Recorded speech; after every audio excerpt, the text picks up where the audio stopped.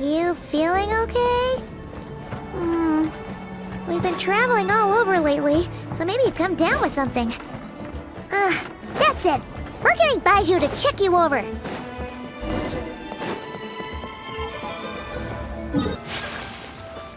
Oh. Baiju isn't in his shop. Please, show me your prescription. Oh, you're looking for Dr. Baiju. He's resting today, but he said to send any patients to the back room.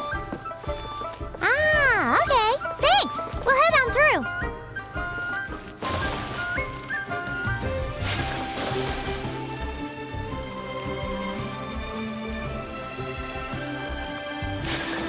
Please, show me your prescription.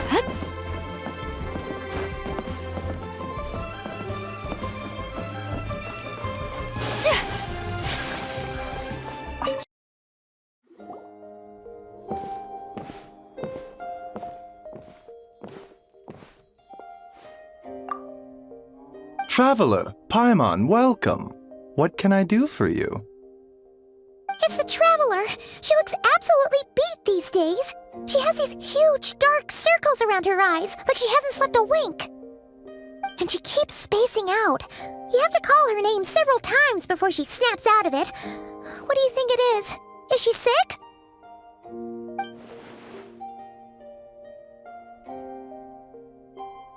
Very peculiar. In all the time we've been acquainted, this is the first time you've come to me with a health complaint. Come, let me take a look at you.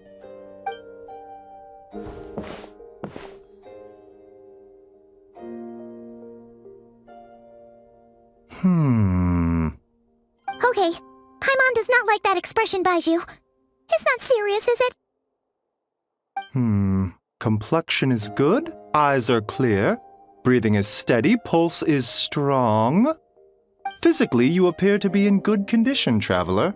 In theory, your energy level should reflect that. You should be feeling right as rain. Hence my concern. A clean bill of health is usually a good thing, but in this case, it likely means your situation is more complicated. Physical illnesses come with detectable symptoms that can be used to diagnose, medicate, and cure the condition. But afflictions of a non-physical nature, they fall outside a doctor's realm of expertise. Huh? What do you mean, non-physical nature? Curses, dark magic, it's hard to say. It could just as easily be a simple case of mental fatigue. Why don't you rest here for a bit? Whatever it is we're dealing with, clues to your condition are sure to reveal themselves in time. Once we know the root cause, we can administer the right treatment.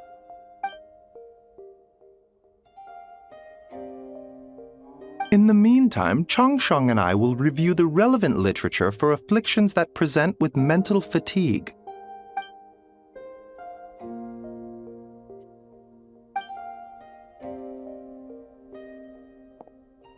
Oh, must be a rare condition if not even Baiju and Changsheng have seen it before. Well, all we can do is take their advice.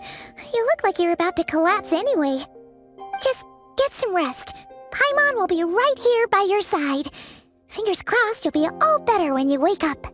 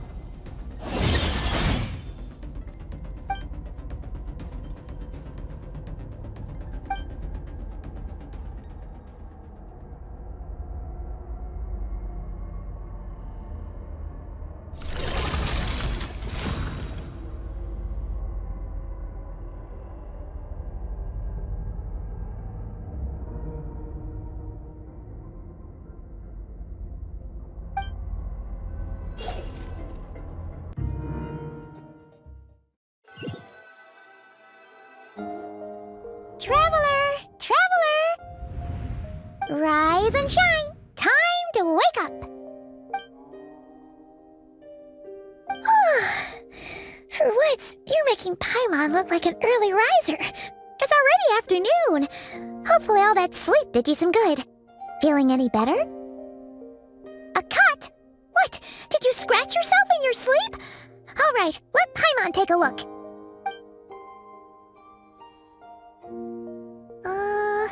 Nope, nothing there. Wait, did you have a nightmare? Okay, don't panic. Paimon heard that dreams tell us what we need by showing us the opposite. So, if you had a nightmare, maybe all you need is something to cheer you up. Come on, Paimon will treat you to something yummy.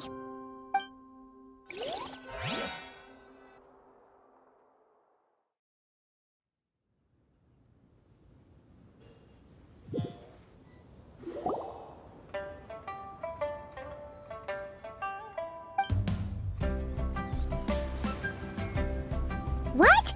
So, in this dream, you were trapped in a weird place with thick fog everywhere, and then a spike came out of nowhere and stabbed you in the back? Oh. Okay, well, that's a new one. Are you sure it was a dream? 'Cause from the way you describe it, it sounds like you were really there. But then again, you woke up right where you went to bed. And you were definitely in a deep sleep this morning. Then, it's decided. Paimon will stay up and watch over you tonight. If anyone tries to mess with you, Paimon will beat him up. Or, wake you up first and then we can beat him up together.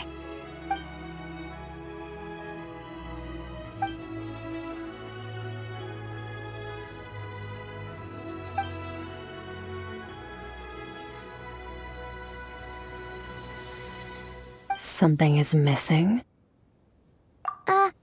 Did you just say something? The flesh remains whole, but the soul is incomplete. Left unresolved, the mind will wither away along with it. Ah! What the? Wait! Paimon remembers you! Your child's master! Skirk? Right! What are you doing here? The last time we saw you was at the Primordial Sea in Fontaine, right? But then we left and never learned where you went after that. Child's been looking everywhere for you, by the way. What brings you to Wanmean Restaurant of all places? You came here looking for us? And were you the one behind that hocus pocus just now? Tell me, what is it that you saw? Tight-lipped, huh? I suppose that's fair. You, I'll take a glass of wine. Oh, of course! Coming right up. We make this one in-house. It's not too strong. Enjoy. Chef Mao, I'll take a grilled tigerfish over here. Coming right up. Ah, if I knew we'd be this busy, I wouldn't have approved Shenhe's vacation. At the end of the day, what happens to you is of little consequence to me. I'm not here to try and win you over. Trust me or not, the choice is yours. If you want my help, now's the time to speak up. You have until I finish my drink. I was investigating an abyssal disturbance in the area and happened to notice you. Part of your soul is damaged, and the wound bears traces of abyssal corrosion. Need I say more? Neither of those things sound good.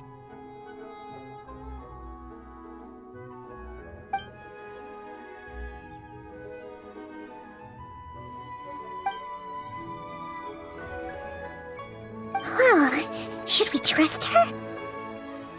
She mentioned an abyssal disturbance. Maybe that has something to do with what's going on with you. But we could always find a different expert on the abyss to help us out. Yeah, and that thing she said about your soul being damaged is scaring, Paimon. Definitely something we should fix sooner rather than later. Skirk's an interesting one, that's for sure. But from what Child's told us, she doesn't seem evil, at least. 1, 2, 7, 10. That'll do. Well, have you made up your mind?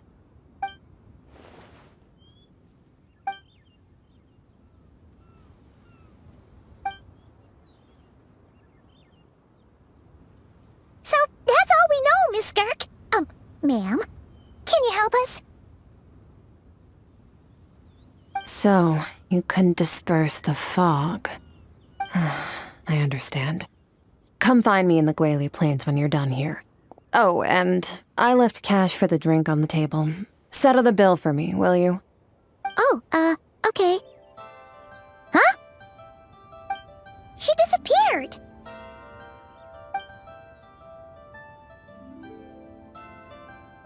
Wait, hold on. You overpaid. Here's your change. Oh, no. This includes the drink, so it should be the right amount. I didn't think you two ordered a drink. We didn't. It was that lady who came and sat with us, remember? You brought it out to her yourself. You sure? I could have sworn there were only 2 of you at that table. What? What'd you put in their dish, Chef Mao? Some kind of hallucinogenic mushroom? You got them seeing things. Seeing things? Wait, so neither of you noticed her? Young lady? About this tall, wearing a purple dress? She ordered a glass of wine! Oh, now you mention it, that vaguely rings a bell. And it looks like I did open the wine jar, so it must have just slipped my mind. In any case, that settles your bill. Come again soon.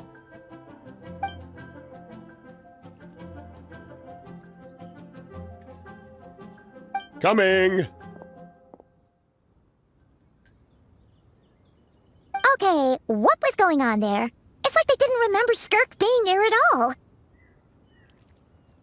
Even Paimon was half convinced we hallucinated the whole thing. But that Mora she left for us was definitely real. Oh, this whole situation is giving Paimon the creeps. But anyway, she told us to head to the Gwali Plains, right? Let's not keep her waiting.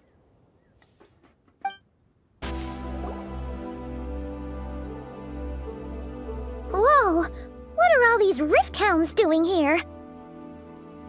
Huh, looks like they're collecting something.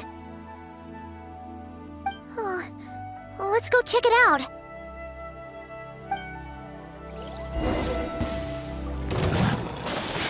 Take flight! Let the world collide! Embrace the ice! Goose on the loose! Up to the freezer! So, this is what they were collecting. It looks kinda like... Yeah. What is going on here? From the moment they are born, all beings with great power have an impact on this world. Even if their body is sundered and their soul extinguished, their influence remains. Gods are the most common example of that. The remnants of gods who fell thousands of years ago remain buried deep within the earth, carrying within them a warped will and a dark curse. Together, these remnants form what you call god remains, and it appears that some of those sealed here were dug up and removed. There are traces left, but they're fading fast. What are you doing? Nothing! Just wanted to make sure you were, real? She's definitely not a ghost traveler. Paimon poked her, and she's solid. Your life hangs in the balance, and that's what you're fixated on? Strange set of priorities. It was just a trick to avoid being perceived. If someone notices me, those memories are erased. Simple as that. Unlike you, I have no desire to establish a connection with the world. The weak and the lowly have no right to remember me. They're lucky they only have a few missing memories to show for it. Now, can we please get back on track? Okay. Where were we? Right. The god remains. So, basically, there's now less of them here than there used to be, right? Isn't that a good thing? In our experience, god remains are 100% bad news. A lot of terrible things have happened because of them. Maybe it's a good thing by human standards, but power doesn't come from nothing, and it doesn't just disappear for no reason. The remains aren't just gone, they were taken. Very clever, traveler. You aren't the only one who had something taken from you. There are victims like you everywhere. The only difference being, you can speak, and the remains cannot, so it went unnoticed. Something similar happened in Sumeru. Within the span of one night, countless consecrated beasts were slaughtered, and a large amount of the god remains buried in the desert went missing. Of course, god remains are just one of the targets. The culprit is chipping away at sources of power all over this world, including the Stella Fortuna above. Wait, you mean the stars? 42 of them have died out in the past few months alone. In Conria, people believed that powerful individuals have corresponding Stella Fortuna. Even should that individual fall, their Stella Fortuna would not disappear, but gradually evolve into a new constellation. Yet now, stars are disappearing from the skies entirely, and it's not hard to deduce what's happening to the power they contain. Something has been leeching power from this world like a parasite steals nutrients from a host. And now, it's no longer satisfied with the remains of the dead. It wants you. This time, it only took a fragment of your soul. But next time, there's no telling how far it could go. No one knows. All I know for certain is this. Getting back what you lost will not be easy. Considering how much power this entity has stolen, it must be a god-level being by now at least. But that's not the real concern. Souls are fragile things, and yours could easily be crushed if you go up against it. So you're gonna help us, right? We're going to help each other. You are my ticket to uncovering this thing's true identity. Well, great! You seem super strong and you know a lot about the Abyss, so Paimon will take it. Don't get all mushy on me. All I'm doing is helping you get back to normal after a sudden crisis. And I should warn you, getting mixed up with me can have unforeseen consequences. We're on very different journeys. You don't want to be in my debt, trust me. You help me uncover the truth behind this entity, and I'll help you recover what you lost. This is a transaction, that's all. You would do well to remember that. Now, come along. Yeesh! You'd think she'd be a little friendlier since she's agreed to help us. But nope, she's just like when we met her in the primordial sea. So cold. Well, whatever. If that's how it's gonna be, then she doesn't deserve our friendship. What she does deserve is a super embarrassing nickname. Ah! Paimon's got it! Frosty the Lavender Melon! Serves that ice queen right! Anyway, the important thing is that we get that piece of your soul back. So, let's follow her and see what sort of plan she's got.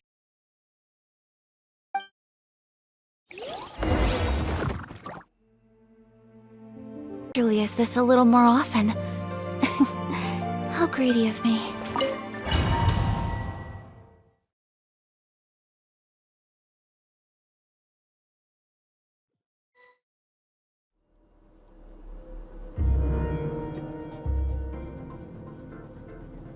Whoa! This place is way bigger than Paimon expected. Where are we? This is where I live. I suppose it's the closest thing I have to a home here. It is. I brought you here because time flows differently in this place. I don't know how much Ajax has told you, but when he fell into this space, I mentored him for 3 months. In that time, only 3 days passed in the outside world. Ajax? Oh, right! That's Child's real name! Yeah, Paimon remembers him mentioning something like that. So, a month here is equivalent to 1 day in the outside world? That should mean we're safe from that power-hungry soul snatcher for now, right? Yes, well, I didn't bring you here just to show you around. In the outside world, the Traveler could be attacked at any moment. But coming here has bought us quite a bit of time. Now, we just need to figure out how to investigate that place you saw. The one full of fog. Both your description and the abyssal disturbance I felt point to that space having some connection to the abyss. It could even be a domain similar to this one. The thief who stole that fragment of your soul is hiding there. But the abyss is a chaotic and turbulent place. If we want to pinpoint their location, we need to see what that space looks like without the fog. Abyssal power can grant a special form of sight. Have you ever wielded abyssal power before? Okay. Do you plan to learn? That tracks. All the information you have suggests the abyss is something sinister, and that abyssal power is a wild and dangerous force that always spells disaster. And you're saying that's not true? Depends on your perspective. Floods and hurricanes take countless lives too. But if one day you gain the power to control them, what was once a calamity is now just another tool in your arsenal. I'll respect your opinion, though. Just means we have to turn to the second best option. A little abyss crystal that contains my power. Wear it on your head, and we'll be able to perform dream mirroring when we fall asleep. Dream mirroring? It means experiencing whatever the other person is dreaming. Everything they see, think, and feel. Since you haven't studied the art of using abyssal power, and have no plans to jump in the deep end right now, I'll have to do the investigating for you. With dream mirroring, every time you slip into a deep sleep, I'll see with my own eyes whatever scene plays out in your mind. Then, I can guide you through the dream environment, and we'll take back what was stolen from you. Huh. You make it sound so simple.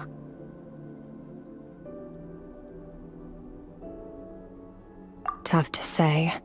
This is an unprecedented situation for both of us. Even assuming we do manage to find where this entity is hiding, like I said, getting your soul fragment back won't be easy. To play it safe, I need to give you some special training first. Wait, you're gonna teach her some of your martial arts? Does that mean the next time we see Child, we have to treat him like our senior? Do as you want. For my part, I don't see you as my disciples. You're already a pretty good fighter. All I'm planning to do is build on your current skills and train you for the specific scenarios that I think we might face. But that's enough talk. If you're ready to do this, then come with me. Time might be more lenient here, but that's no excuse to waste it. Oh, she moves fast. Paimon can hardly keep up with her. So, special training, huh? Kind of a rare opportunity. With your skills, there's not a lot of people qualified to train you. The last time something like this happened was probably anti-Raiden Shogun training, right? Oh, feels like a lifetime ago. Skirk seems pretty strong too, though. Remember how she said that the all-devouring narwhal was just her master's pet? Maybe we really will learn something here.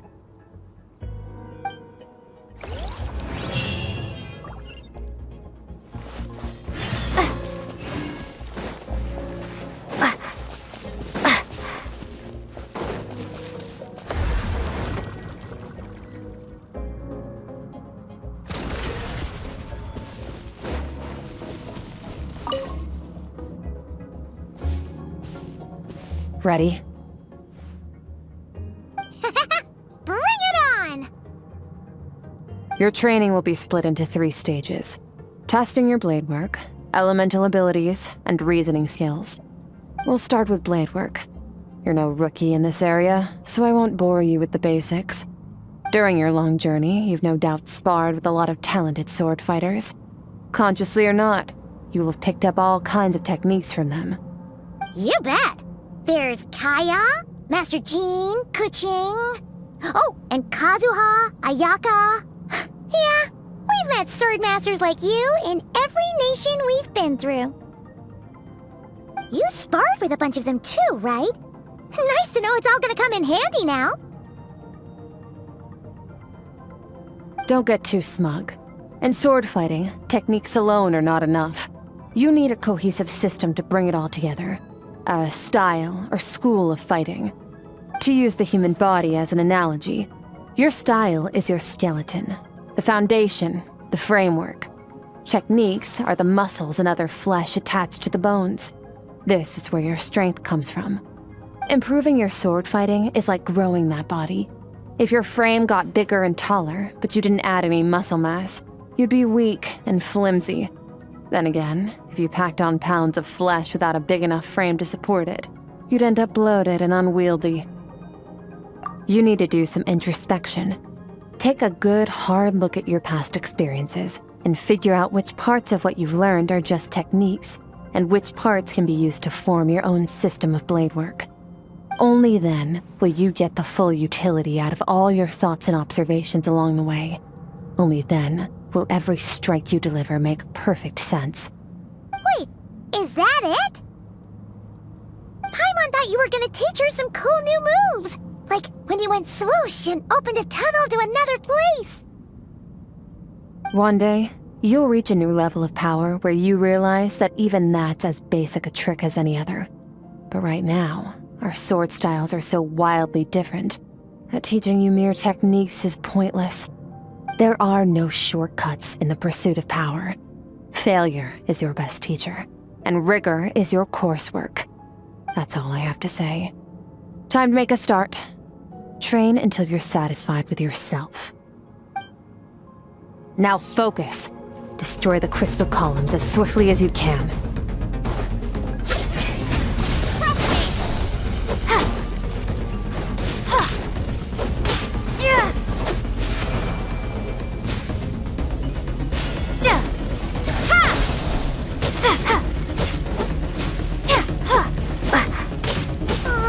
This is making Paimon's head spin. Hang in there, traveler!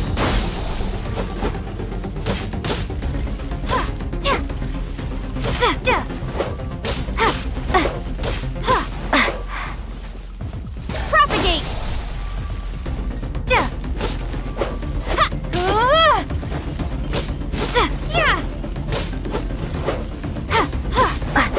Scatter!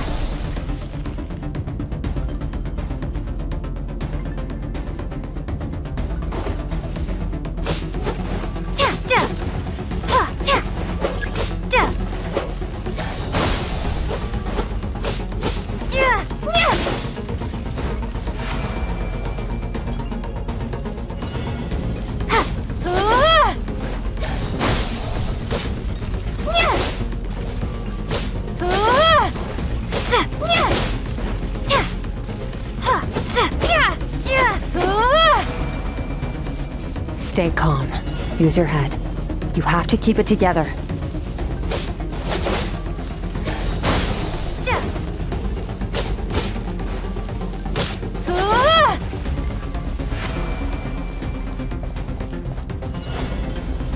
Propagate!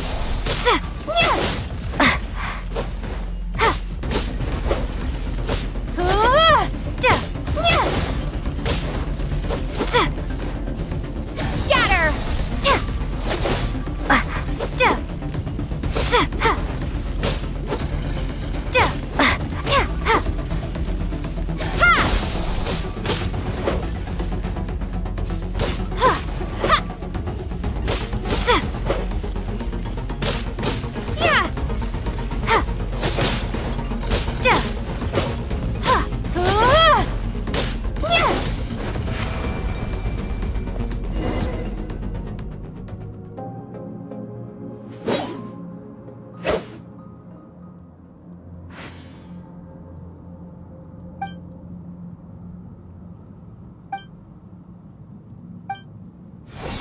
This moment will be frozen in time.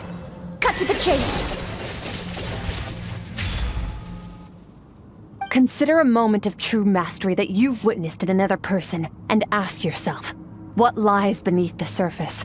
What's their guiding philosophy? What's their state of mind as they maneuver their weapon? Now take that and practice it right away with speed, skill, and strength, over and over, until your hand is one with your mind. This is the only path to true growth. Step on up! Dance with the waves!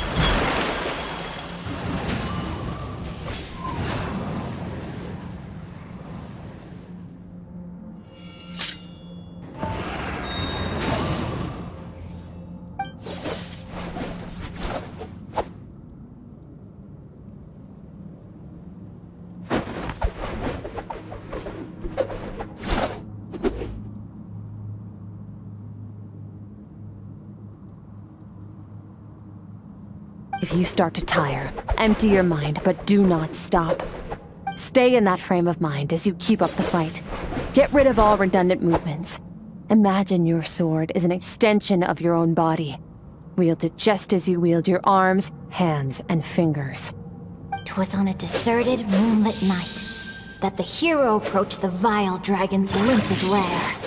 Rain Cutter! Feathers fleeting wet, the white heron treads water, a sight without flaw. Master of Inazuma Kamisato art Tachijutsu.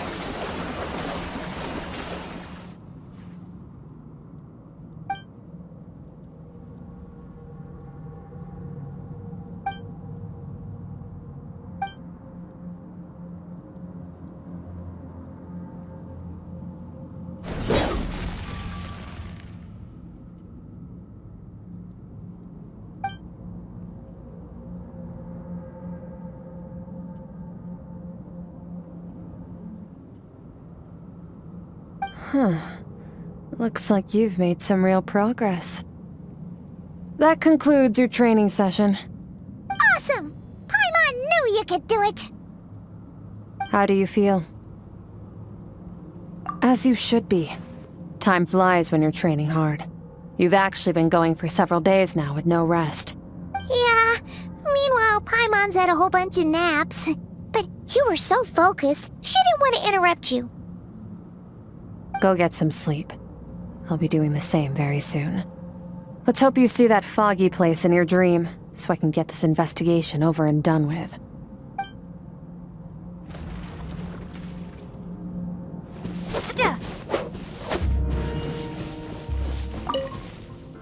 Sometimes, you have to practice a single movement 1,000,000, maybe 10,000,000 times, before the breakthrough moment comes. Nothing in the outside world can help you in this process. The most important thing is to remain patient.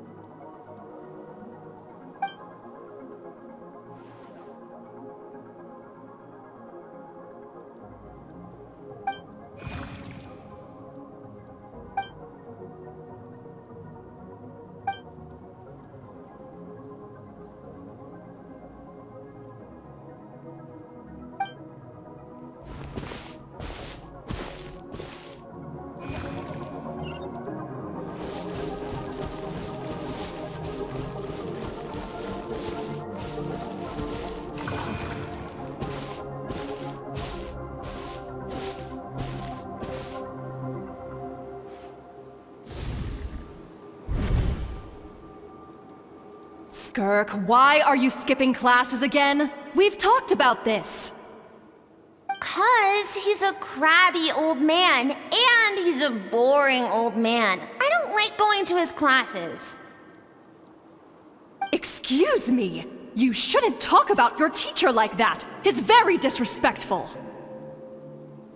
All right, let's not get into a big fight about this. Skirk's learned what she needs. There's no point forcing her to sit through more classes if she doesn't want to be there.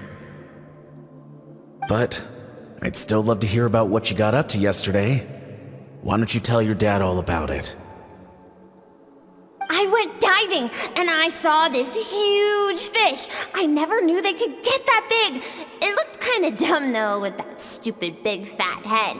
I tried to shake its fin, but it just spat water at me. Oh, and today, I'm gonna go to that prairie up north.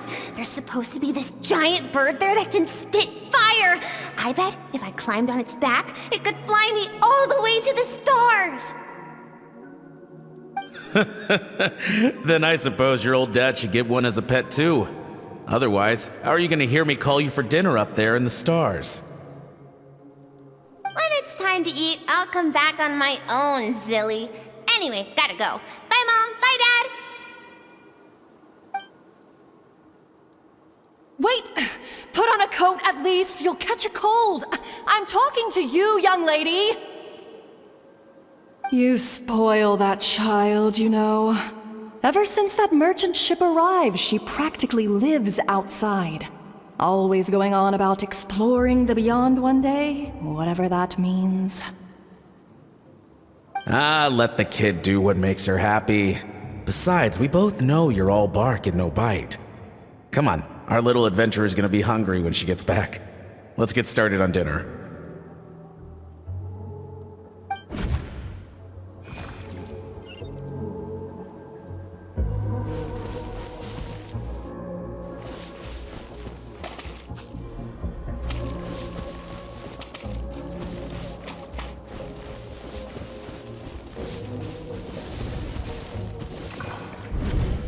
The stars shimmer high above. But what lies beyond the stars? Mountains as far as the eye can see? An endless snowy plain? Or maybe buildings taller than the sky, like the people from the merchant ship said? I can't be the only one asking these questions. The universe is fascinating. If only I could meet some other people like me. We could set sail together and explore every corner of the world. I'm sick of being a kid. There's so many amazing things out there, and I'm ready to see them all. But for now, I'm starving. Better get back.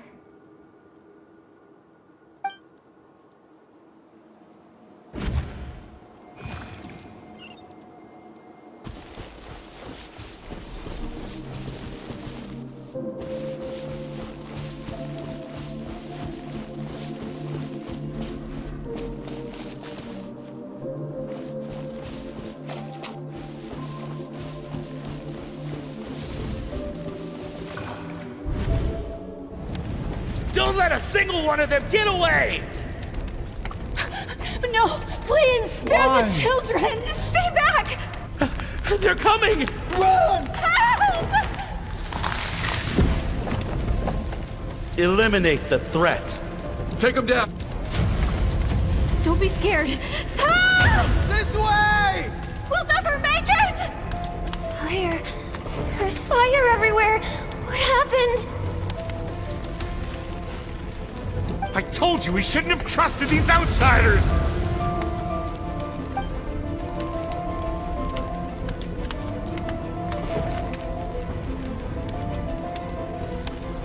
Why are you doing this? What did we do to deserve this? We welcomed you with our finest food and drink, showed you the best our home has to offer, gifted you cloth dyed by our own hands. And this is how you treat us? Run! Save yourselves! Captain, Zone 3 is clear and we have Zone 2 surrounded. Begin extermination. Remember the orders from upper command. No one is to be left alive. Rest assured, sir. We have enough munitions to annihilate these savages and burn their entire civilization to the ground. Good. The only ones who put up a real fight are that man and his wife, correct? What's their status? We shot the man in the ankles and the wife broke her wrist attempting to fight back. They won't be doing much more fighting. They're holed up in their home for now, but they won't last long. To prevent them from making some kind of last stand, we're planning to clear out the other zones first so we can send a bigger squadron to surround them. Well, well. Turns out some of these beasts do know how to use their claws. Now the threat these savages pose will be undeniable. Let them cling to what's left of their lives for a little longer. Once the other zones are cleared, I'll cut off their heads myself.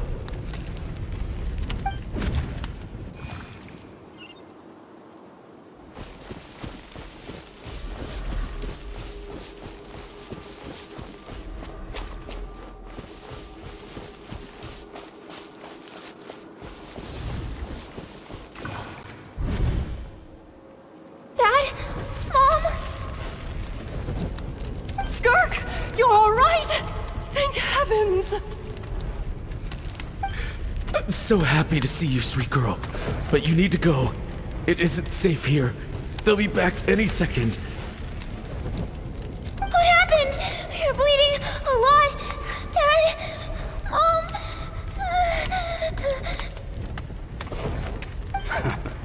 This is the place. Alert all units. Prepare to surround. Run, Skirk!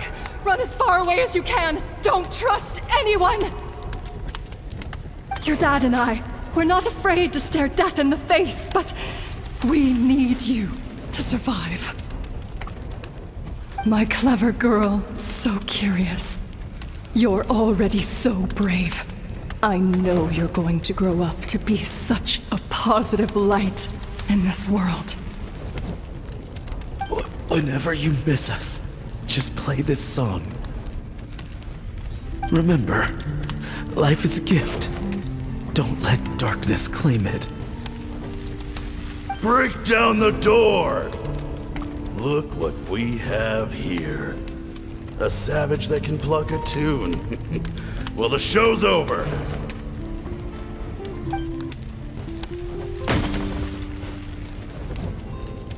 You! Stop singing! Shut it!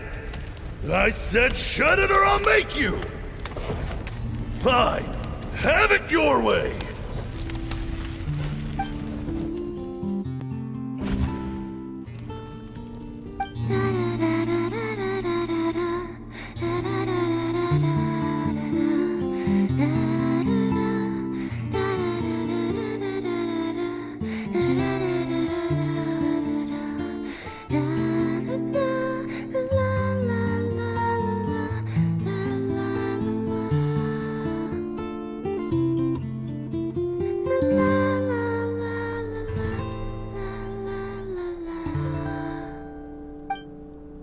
Oh, you're awake.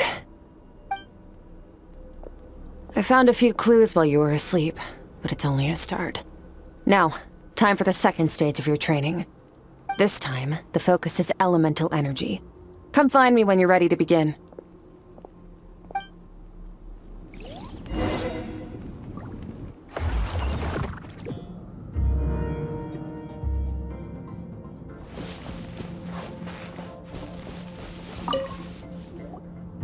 Man, staying in the abyss feels so surreal, don't you think?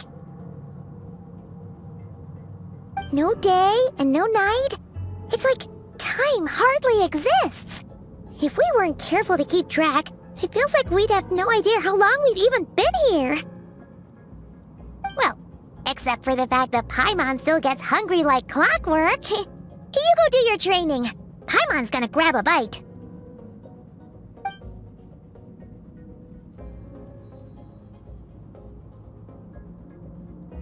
The way I see it, the pursuit of power is divided into 3 stages. The first is mastering the use of standard weapons. Next is learning how to harness natural energy. And after that, you're free to challenge even higher dimensions. The natural energy of Teyvat is, of course, elemental energy. But that's not my area of expertise. I draw from a different source of power. Abyssal power, yes. Also known as the power of the Void Realm. My master, Sertologi, is a true expert in that area. After all, he was one of the group of 5 that infamously stole the all-encompassing power of the Abyss, an act for which the people of Conria gave them the epithet, the 5 Sinners. The elemental energy of Teyvat, on the other hand, is derived from the power of the Light Realm. These 2 forms of energy exist in direct opposition to each other. Suffice to say, there's not much I can teach you this time. A keen observation, traveler. Call it respecting local norms. The Abyss stands in direct conflict with the will of this world. So, to make my life easier, I disguise my power to make it appear cryo-like in nature. It's a technique I learned from some Conrian ruins, known as the 7 Shifting Serpent. If you ever change your mind about delving into abyssal power, I can teach it to you. So I've heard.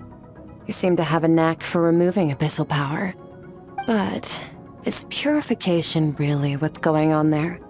Like I said, power does not simply disappear. Just thinking out loud. Let's focus on your elemental training. That's what's gonna help us if the situation gets tricky. True growth comes from adversity, but only if you make the choice to pick yourself up again every time you fall. So, it's time to push yourself to the limit, and then keep pushing. This is the only way to advance at pace. Use the power of Animo to clear the field as fast as you can.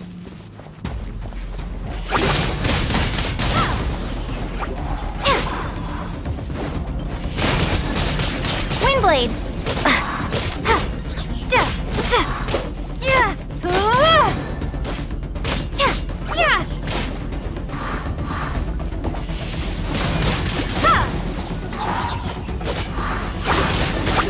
Windblade!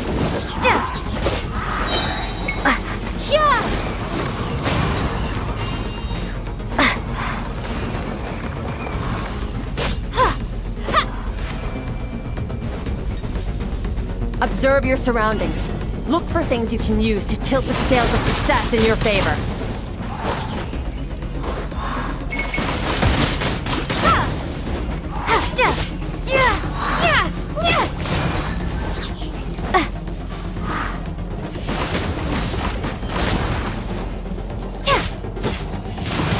Windblade! Prepare to be blown away!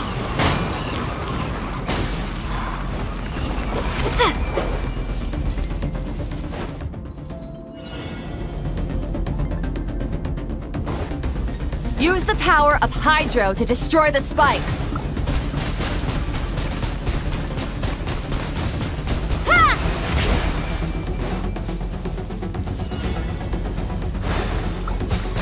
Faster! Don't give them a chance to strike you. You need to be quicker than you were in your dream. You can't afford another injury like that.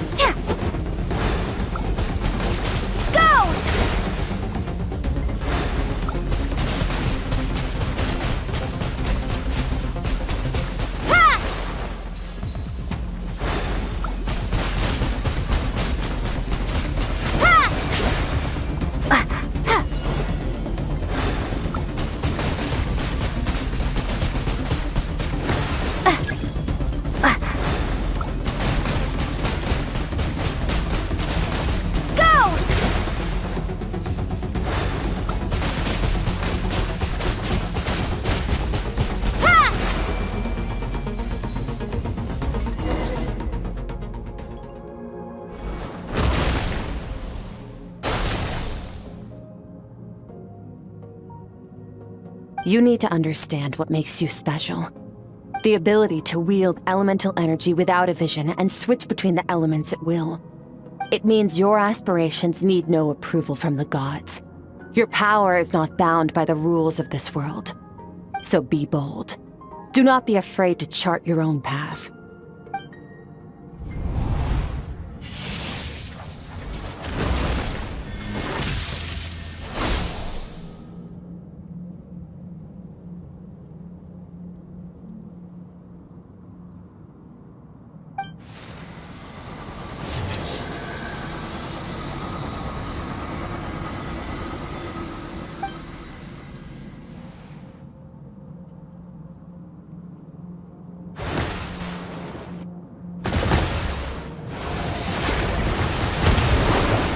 Very good. It seems you've reached a deeper level of connection with the elements. Long enough for you to lose yourself in your training, which is a good sign. Relentless practice with the elements has drained all your strength, but it's also what allowed you to make progress. Get some rest. When you wake up, we'll proceed to the final stage of your training.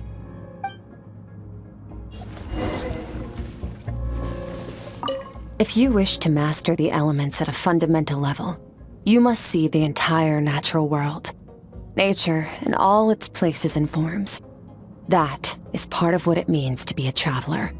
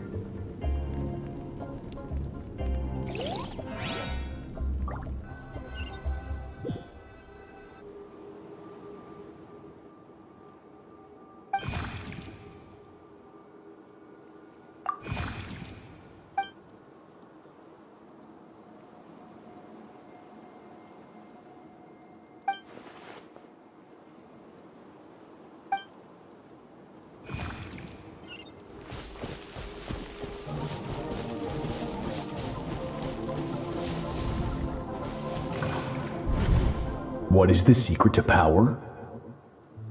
Longing, hatred, self-preservation. No, it is fear.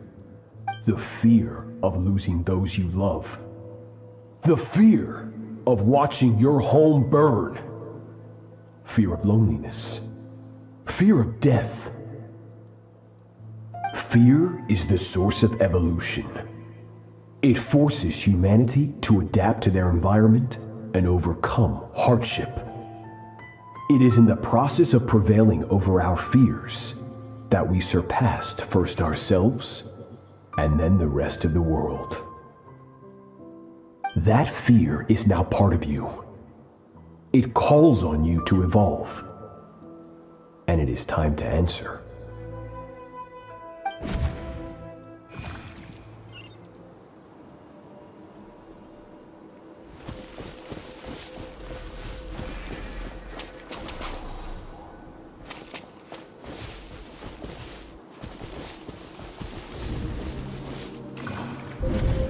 Any minute spent missing home is a minute wasted.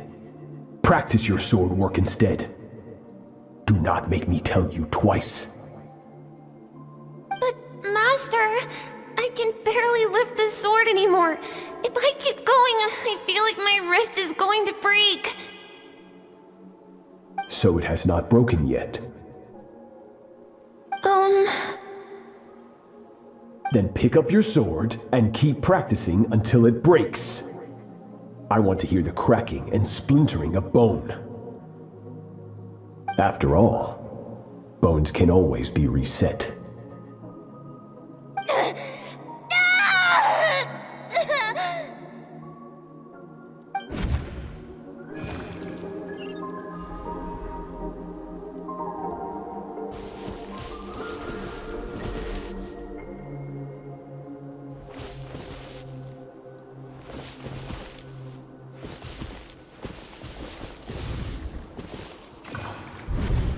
Good, Skirk.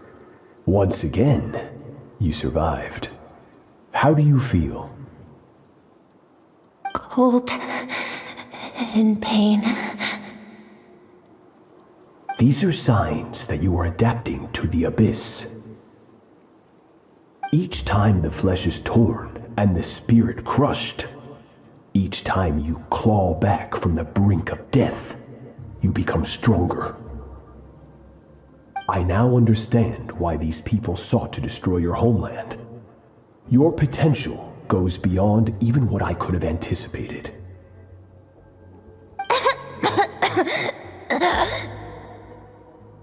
But you still have much to learn in your pursuit of strength. Your mind is rife with distractions. From now on, I shall show no mercy in your training. You must learn to shut out all the pointless emotion, crush the self that makes you weak, and become master over your physical form. Get up, Skirk. Wipe the blood off your face. Cut away the rotten parts of your flesh. And mend what is broken. Then take up your sword.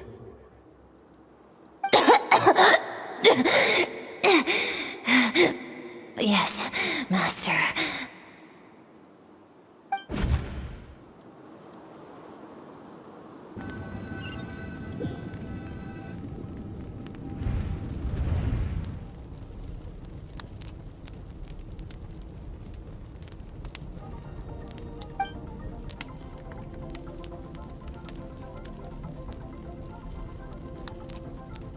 You're up!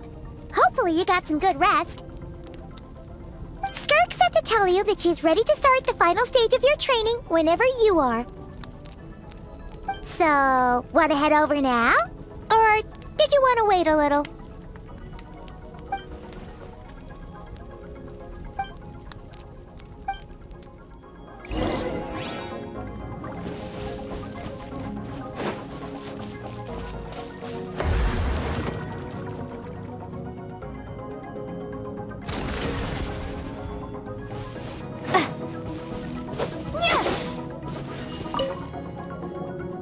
From your training so far, you have gained better command of the sword, and more control over your elemental abilities.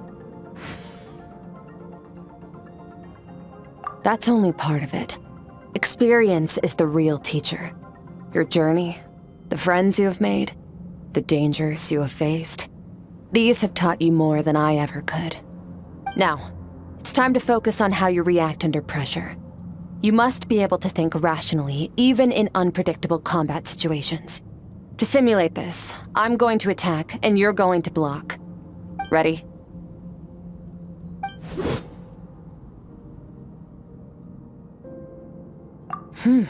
Not bad. That defensive stance looks near unbreakable. Just like your brother. Oh, that reminds me. You still don't know what happened to him, do you?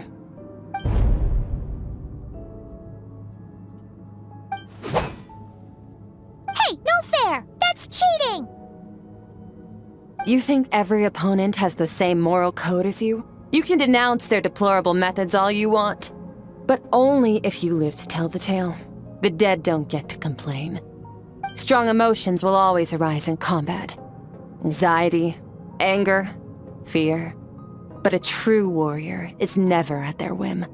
Only when you are free from the influence of emotion can you make the right choice, no matter the situation. How amusing. Almost sounds like you think you know me. But you don't. You can choose your own path. We are not the same. Let's begin. Try to use reason over emotion. Make the most rational and advantageous decision in any given moment. This is your final training session. Look alive. Same drill as before, but this time I'm going to interfere. Hold your focus.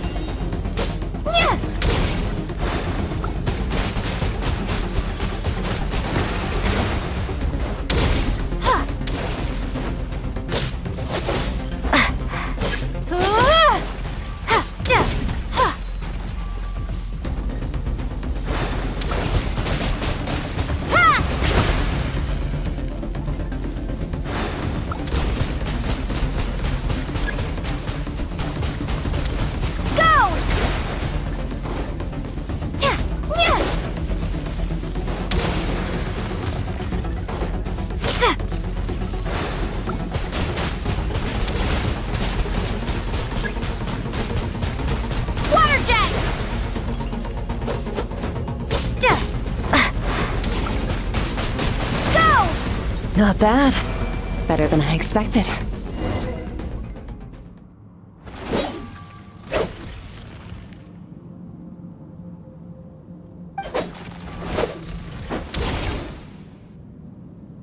You're getting the hang of it.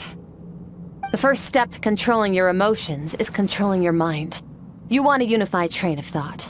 It all comes down to focus.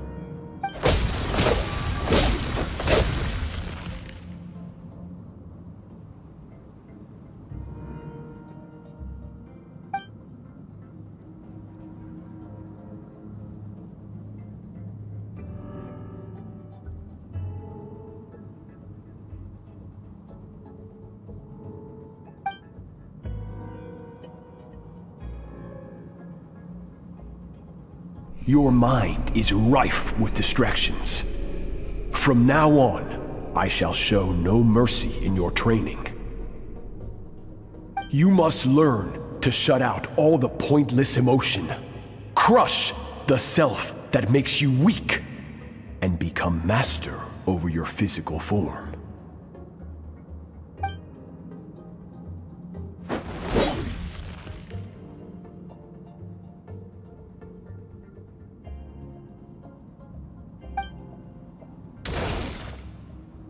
Stop. Let's pause here. One look, and I can tell your mind has wandered. That's to be expected. There's a limit to how long a human being can concentrate on one thing. Staying calm and focused sounds simple in theory, but in practice, it's more demanding than sword work or elemental abilities.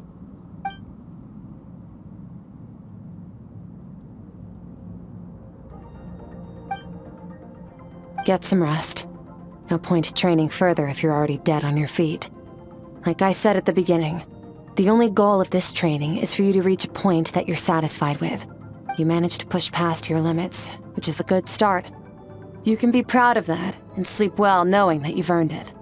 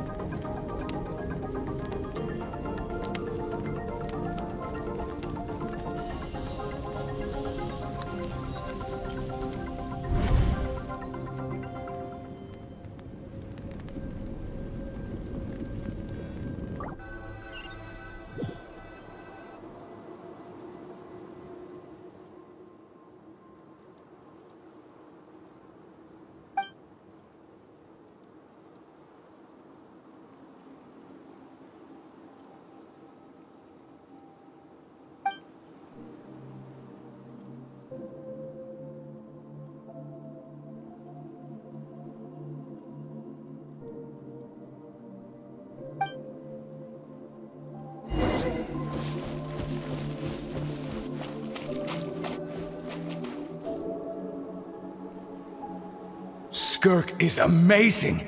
She faced down that terrifying giant and cut its head clean off. Oh, she got hurt though, didn't she? I heard it was pretty bad. Yeah, well, that's a given. But the moment she was on the mend, she got right back to practicing her sword work. I heard Master suffered a grave injury once too. Lost an arm and a leg and still came back stronger than ever. Skirk's becoming more like him by the day. Incredible! I wonder if I'll ever reach their level. They're always so resolute, so unshakable.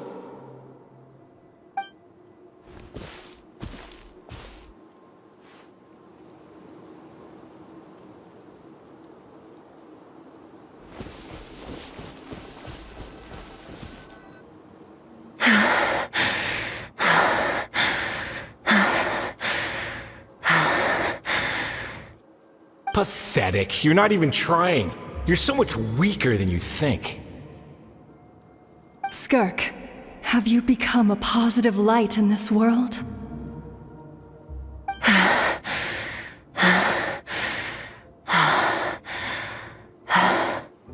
Do you even remember how many of us perished in that fire?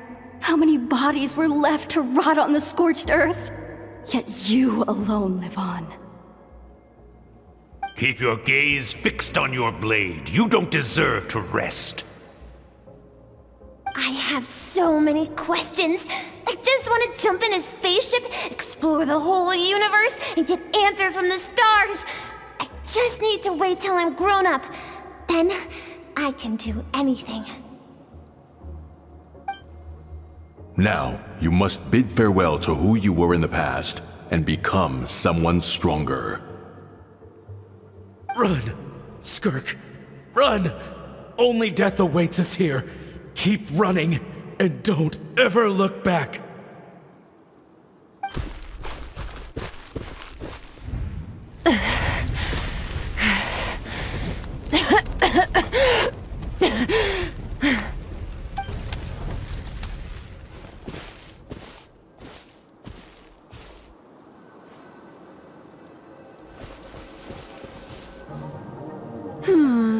Let's see here.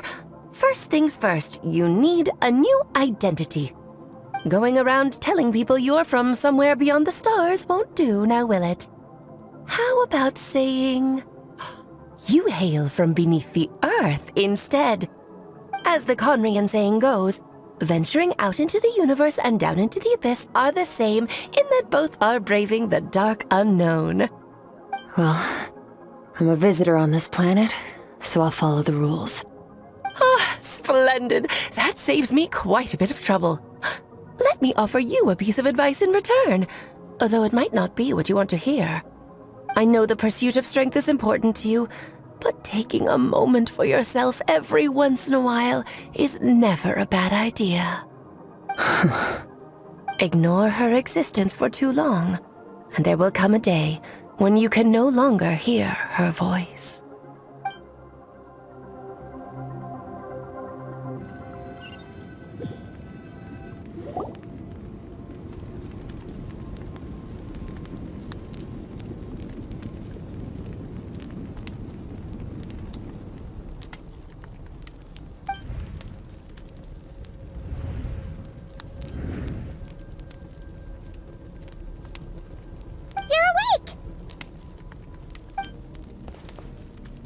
You must be starving, right? Ta-da! A barbecue feast just for you! Of course you are! That's why Skirk and Paimon got this all ready for you. Dig in, before it gets cold. Ah, well, if you're around someone long enough, it's bound to happen. Plus, Skirk can cook. So, Paimon decided she can forget the whole Ice Queen thing. Paimon's not one to hold a grudge. Here's an idea. Let's save the chit-chat until after the meal.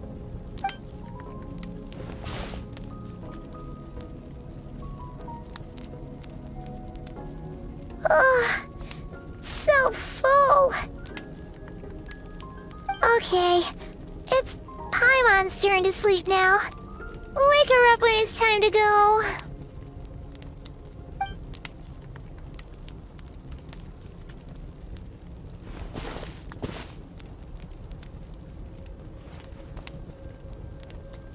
I have good news. First, your training is complete. You have what it takes to wield immense power. Now it's just a matter of putting it into practice. Continue to learn from your journey and hone your skills against formidable opponents.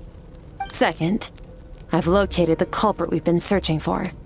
Next, we just need to retrieve the missing part of your soul, and our business will be concluded.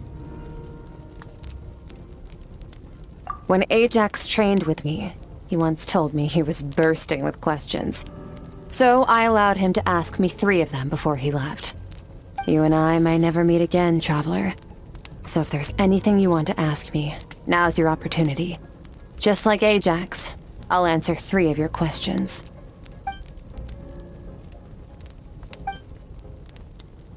Okay, not the angle I was expecting.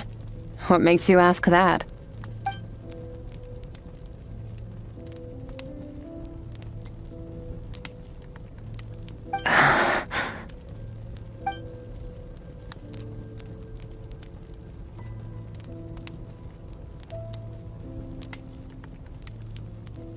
I knew that was a possible side effect. Closed off my mind to you for that exact reason. Even with the dream mirroring, you should have seen nothing but endless darkness.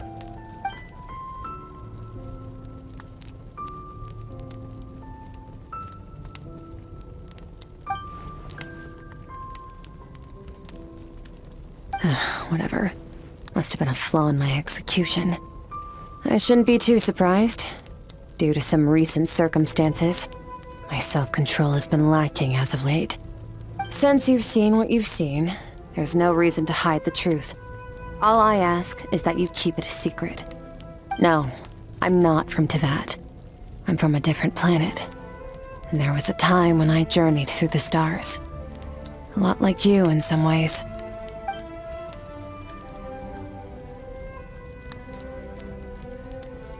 No, we're different in that respect. You're influencing the fate of this world. But me, I'm just passing through. Several hundred years ago, my master, Sertologi, opened the border between worlds and sent me here. But this is not my home. And one day, I'll return to the vast unknown of space. So, there you have it. On to your second question.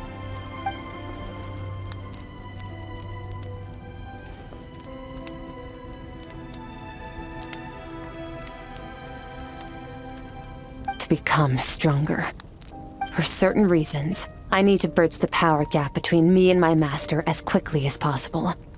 But first, I need to understand the source of his strength. To do that, I need to follow in his footsteps, walk the path he once walked, and somewhere along the way, I'll find out how to defeat him. That is my sole focus and purpose. Okay. You have one question remaining.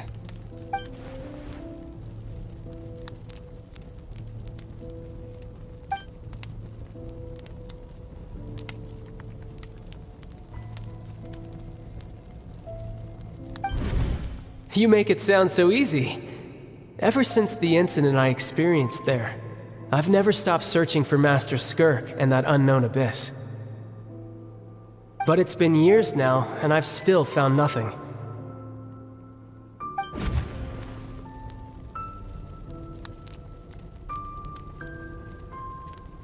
Well, your last question?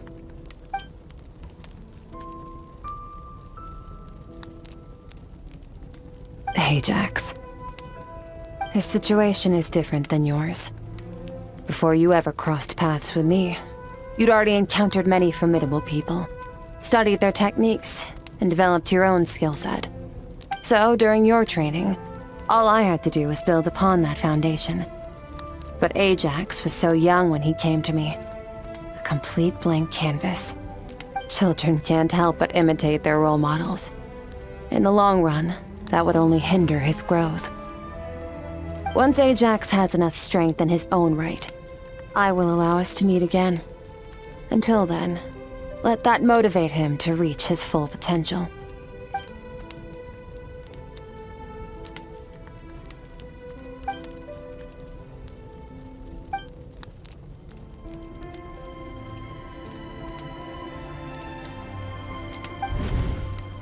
Unlike you, I have no desire to establish a connection with the world. The weak and the lowly have no right to remember me. They're lucky they only have a few missing memories to show for it.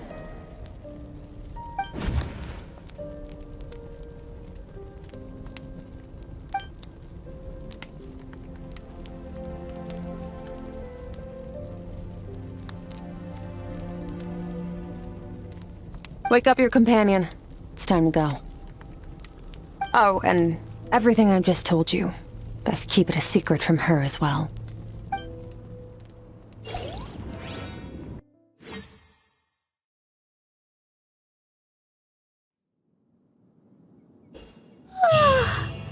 Time to go. Oh, finally. Where are we headed? Just follow me. I'll open an abyssal rift close to the culprit's location. It will take us to where he's hiding.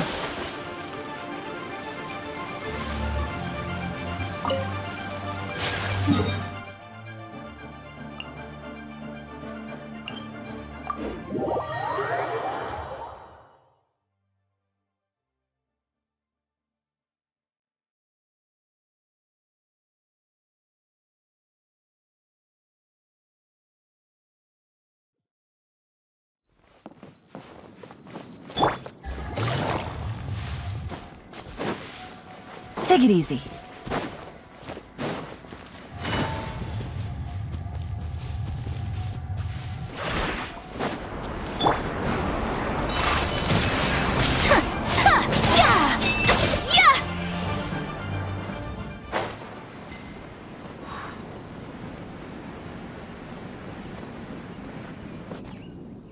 Wait, this is near the chasm, right?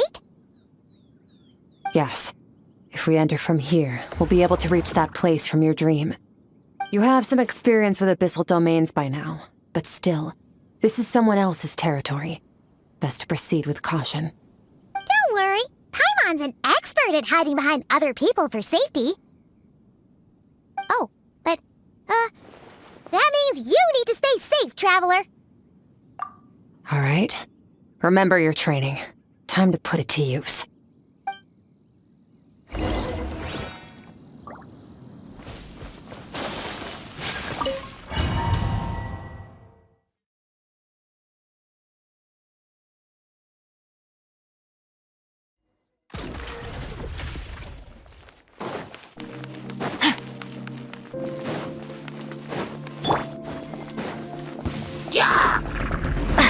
Water jet!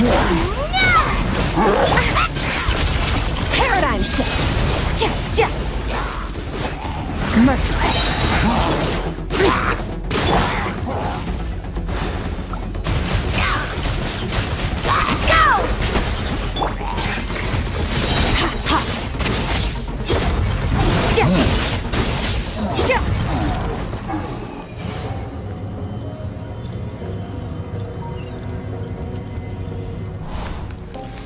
Whoa! Look at all these spikes! Careful, don't get hit! You know what? Paimon's just gonna float behind you. Come on, you got this. Water jet! Annihilate. Power. Hey, what are you two doing here?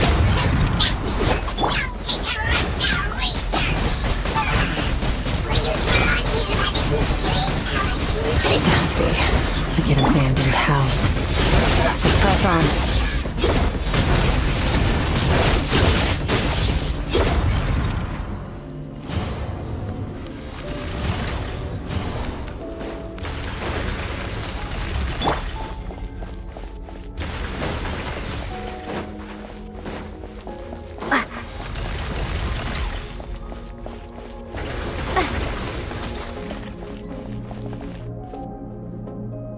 Oh, looks like this is a dead end. Did we make it to his hiding place? Ugh, this fog is making it impossible to see anything! This should be the place where you were attacked, Traveler. The missing part of your soul should be nearby.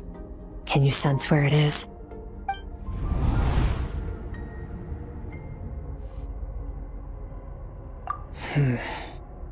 Our opponent must have covered his tracks just in case. Otherwise, you should have sensed it much more strongly. Hold on! Look! The spikes are back! Stay calm. Let's hold back a little. Give our enemy some wiggle room so we can see what we're dealing with. If you're too reckless, we might be playing right into his hands. Our enemy took part of your soul for a reason.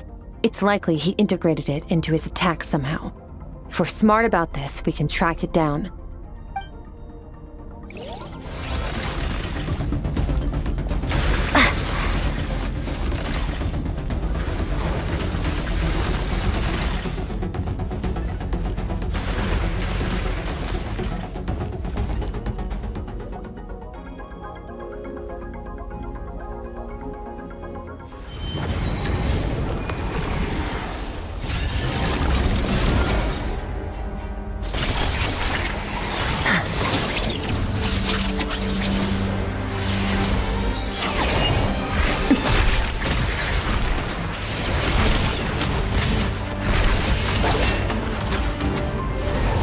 From the start, the attacks have been focused on me.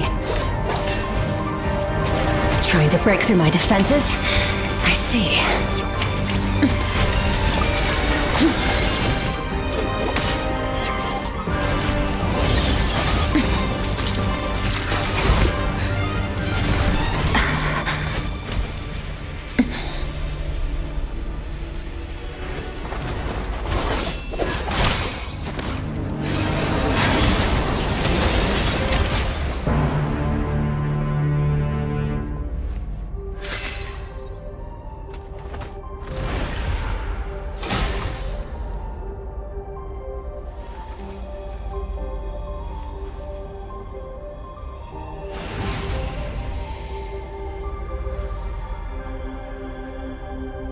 There. I got it back. Traveler! Skirk! What happened? It looked like Skirk just got... In the Guili Plains, you asked me why this enemy chose you as his target. Now, the answer is clear. It's not just the fact that your strength is impressive. It's also because of your ability to, as you put it, purify abyssal power. Whatever that actually means. The fact is, that ability allowed him to do something that should have been completely impossible. Namely, break through my defenses and steal my power. No, he couldn't have known I'd come to his domain. He only stole your soul fragment because he knew the value of its power. I doubt he expected it to come in handy so soon. Call it fate, if you want. I believe that's the term they use in this world for arbitrary coincidences like this. In any case, it works to our advantage. Once I realized what he was using that power for, it gave me the chance to get back what you lost. I'll cope. Well, done gorging? Good. Time to answer some questions. How did you get the power of the all-devouring narwhal? The all-devouring narwhal? Oh, of course! Paimon knew that spike thing looked familiar. It looks just like that narwhal's horn! I highly doubt you acquired that power through your own strength. Tell me I'm wrong. You're desperate enough to scour the land for god remains and whatever vestiges of power you can find. That alone proves you wouldn't be able to defeat a creature like that. Which leaves one possibility. You know my master, the Foul, Sertologi. The Foul? Who dares call him Foul? Sertologi.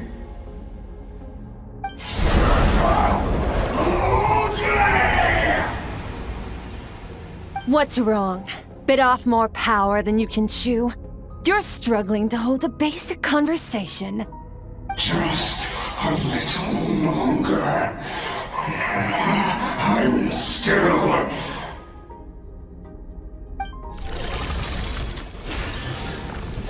Look! It's back! Those obsessed with power will let it devour them before abandoning their pursuit. Keep calm and use reason to decide the best course of action.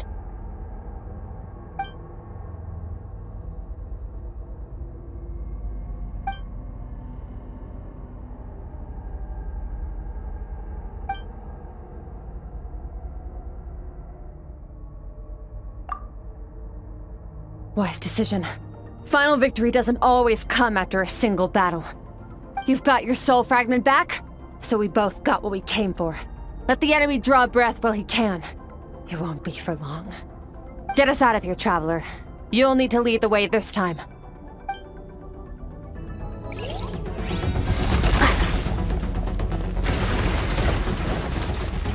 Skirk, is your shoulder gonna be okay? The wound is minor. It'll heal in no time. You should focus on getting out of here alive instead. Uh-oh! Falling spikes! Run!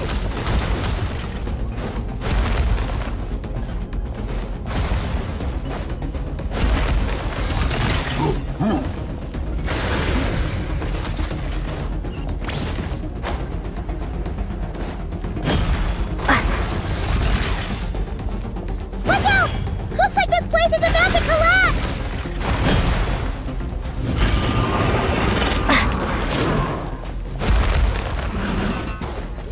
So, this guy's power has something to do with the all-devouring narwhal. Did you know that all along, Skirk?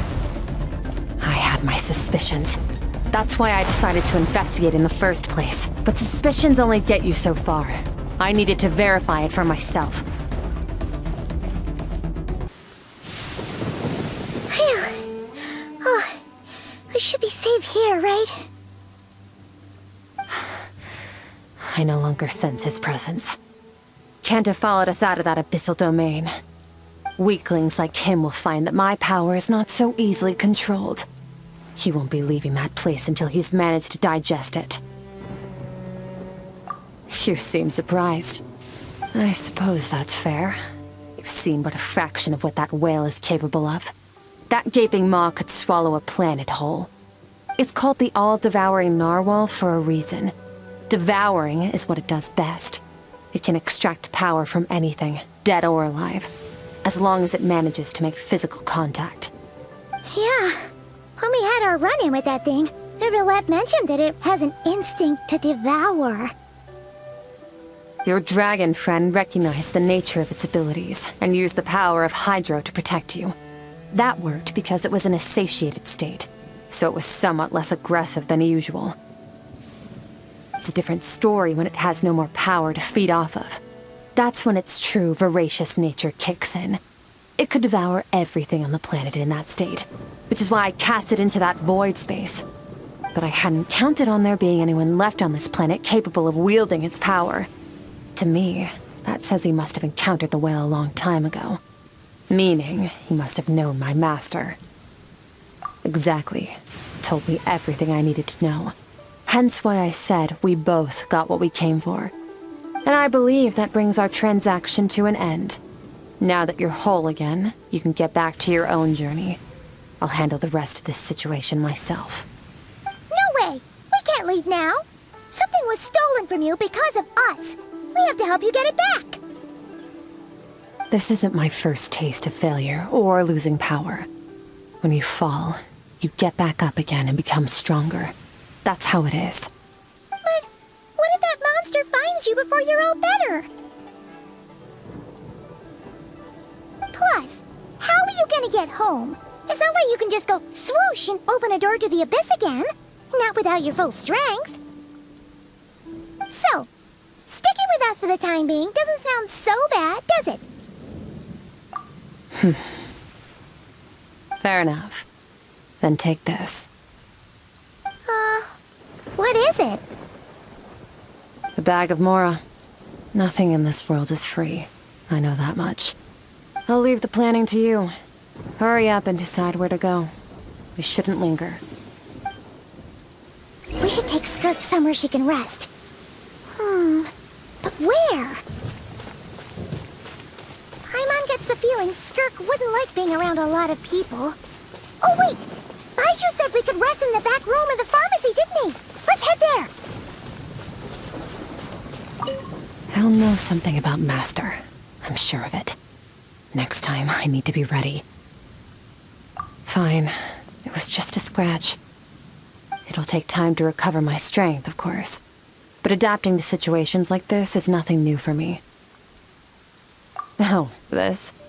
It's a star crystal suit. Abyssal energy is scarce in Tevat. Wearing this helps me access it more freely. It stores concentrated abyssal energy that I can draw from on the go. When the energy runs out, it reverts back to its original form. Found somewhere to rest. Well, lead the way then.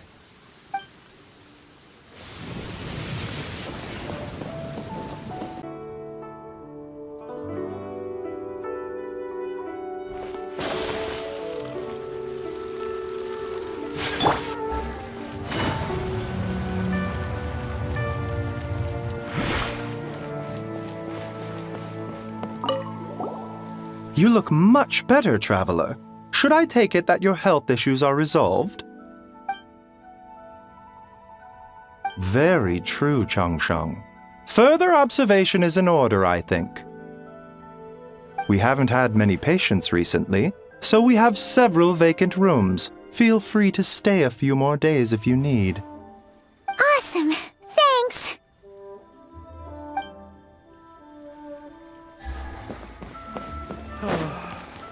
so many medicines. Please, show me.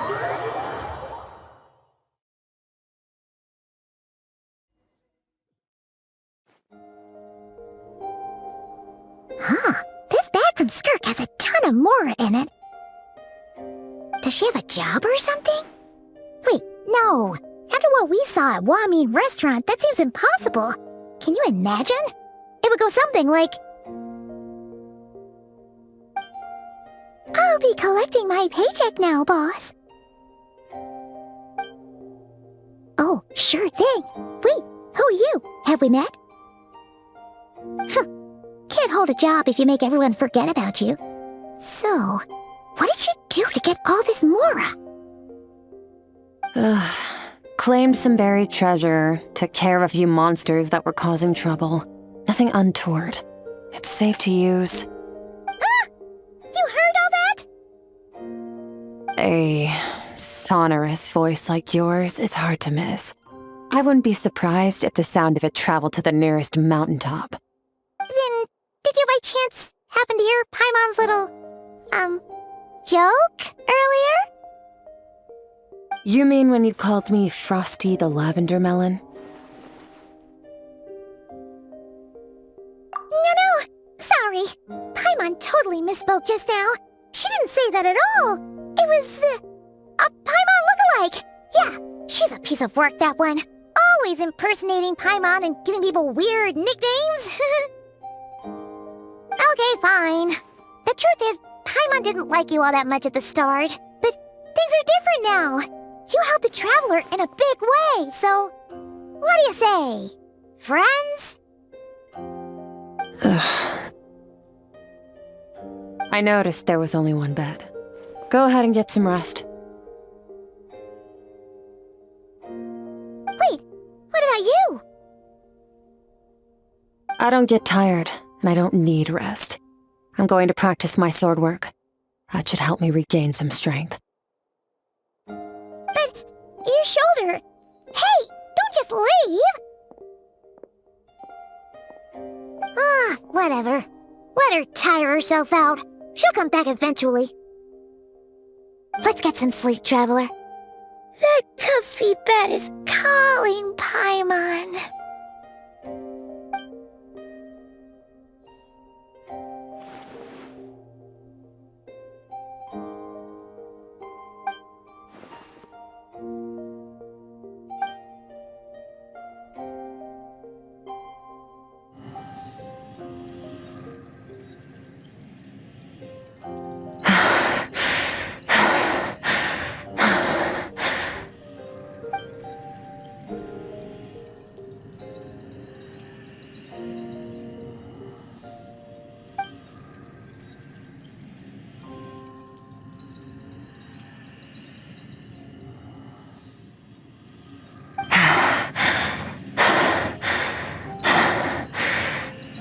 Quiet.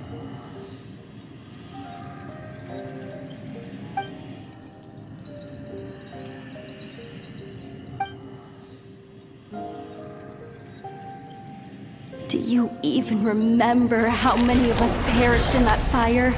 How many bodies were left to rot on the scorched earth? Yet you alone live on. Keep your gaze fixed on your blade. You don't deserve to rest. Run, Skirk, run! Only death awaits us here. Keep running, and don't ever look back.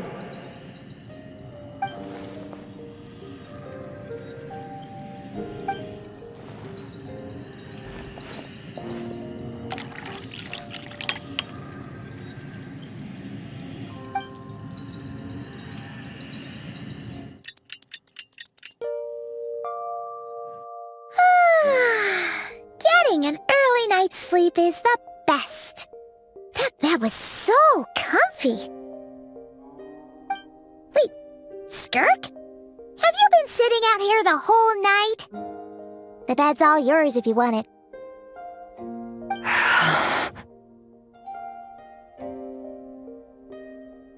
About 60%, maybe 70. Whew! Paimon thought it would take at least a couple of days. That was fast. No, not fast enough. That's 20% less than last time. Same training regimen, same intensity. Nothing felt different, but somehow the outcome fell short. No, I think the problem's with me. I need to meditate for the next 2 days. Deep introspection should help me find the issue. Ooh, sounds intense. We'll watch over you in the meantime, then. Thanks. See you in 2 days.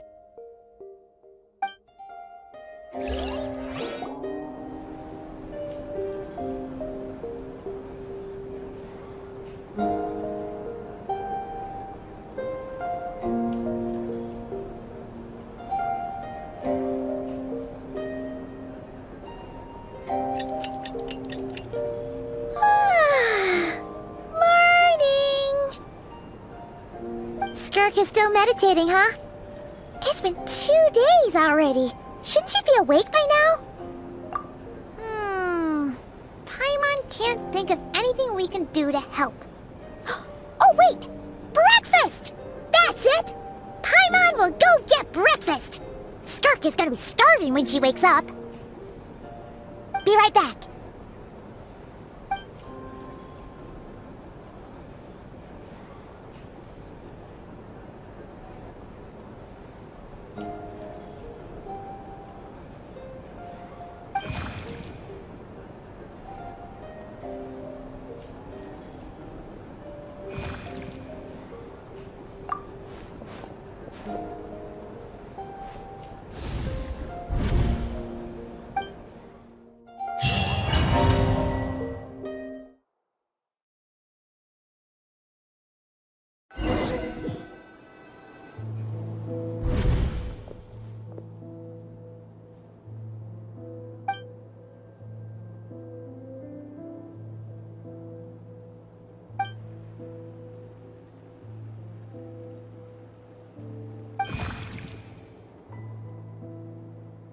That's right. This is Skirk's inner world. Think of it as the threshold between the soul and dreams. This isn't your first time here, but what you remember is probably a space covered in darkness. I only managed to illuminate a small portion for you back then. Actually, it's my first time talking to someone like this. I only managed to break free and bring you here because the injury weakened her power. I guess that's why I can speak again, too. Call it fate, if you want. I think that's the word they use in this world for lucky coincidences like this, right? Now, before I take you to her, I gotta ask. You're the first outside visitor to ever come here, so what's your impression of this place? Oh, you noticed. This river represents Skirk's strength.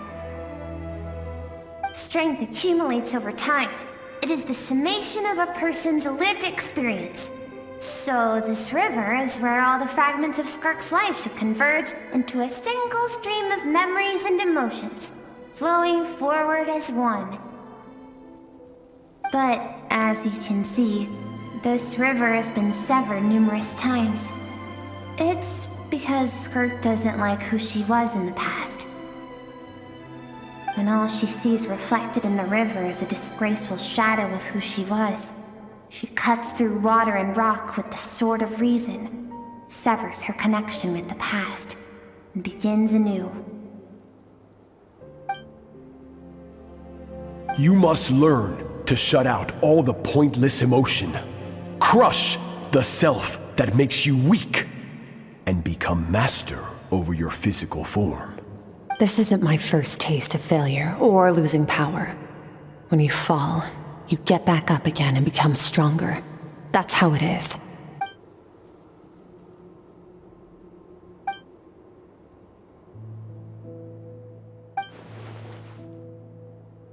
The answer to one mystery invites another question, I see. Let's follow the river upstream. There among the cliffs, among the memories etched into her heart, lies the truth of it all. Soon, you'll understand everything.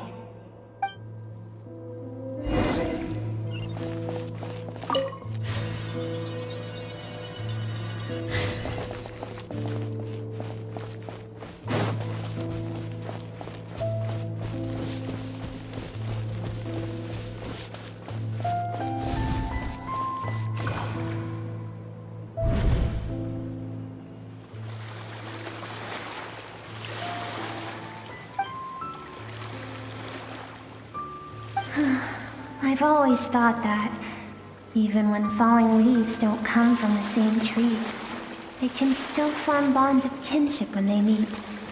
Like meteors, you both made a journey through the stars.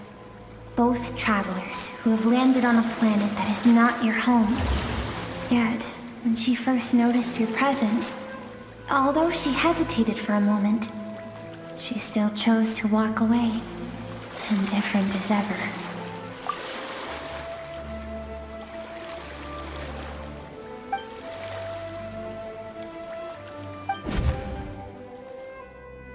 Seems like you've answered your own question. Skirk sees herself as a trespasser in this world. She's made a conscious choice to avoid altering its path. But the reason for that decision stems from events much earlier on in her life. Let's keep going. It's still a long way to the source of the river.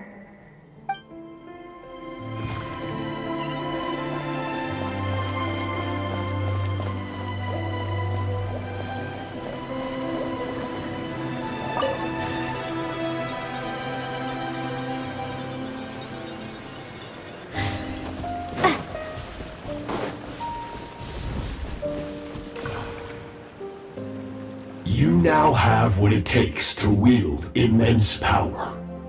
From this day forth, I shall teach you no more. No one can become a worthy warrior through imitation alone. I have given you fangs and claws. Now, you must learn to hunt. You wish me to travel the world beyond on my own, Master? Indeed. Make new friends. Embark on your own journey. And piece together a new future from the shattered remnants of your past. We will still have contact through the abyss. But know this. One day, I will take the life you worked so hard to rebuild and reduce it to ashes. Just like the fire that haunts your mind. Why do you do that? I have told you before, fear is the catalyst for human evolution. You have tasted loss. You have known fear, so deep it can be felt in the bones. But as living beings, we all have an instinct to detach from that which harms us. And thus pain dampens over time, and the acrid taste of fear becomes but a distant memory. Yet now, I have bestowed upon you the gift of fear eternal. It will drown you in the nightmare of your childhood, or it shall drive you to defeat me, whatever the cost.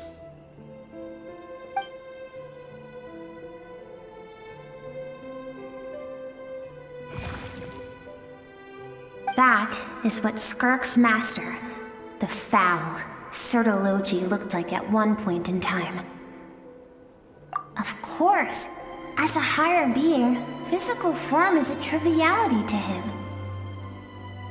He could appear as a beast, a human, or even a monster that defies description. The form you see him in here, clad in abyssal armor, is the one he usually wears when traveling through the stars.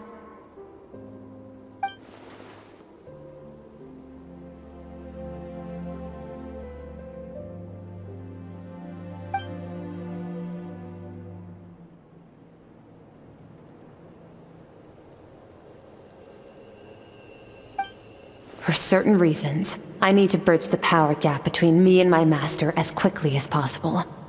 But first, I need to understand the source of his strength. To do that, I need to follow in his footsteps, walk the path he once walked, and somewhere along the way, I'll find out how to defeat him. That is my sole focus and purpose.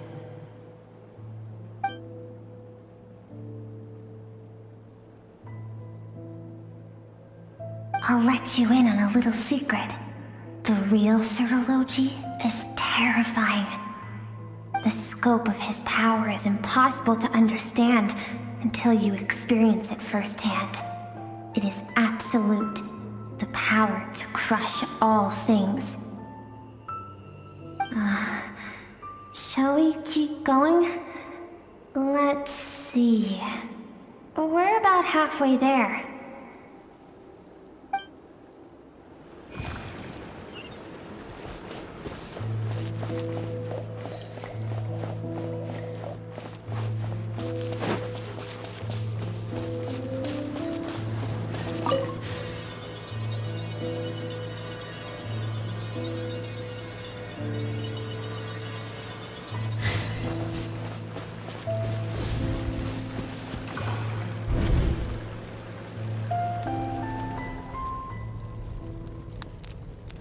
We've made it quite a ways already. This is Skirk, when she first began training under Sirology. I have set your broken wrist.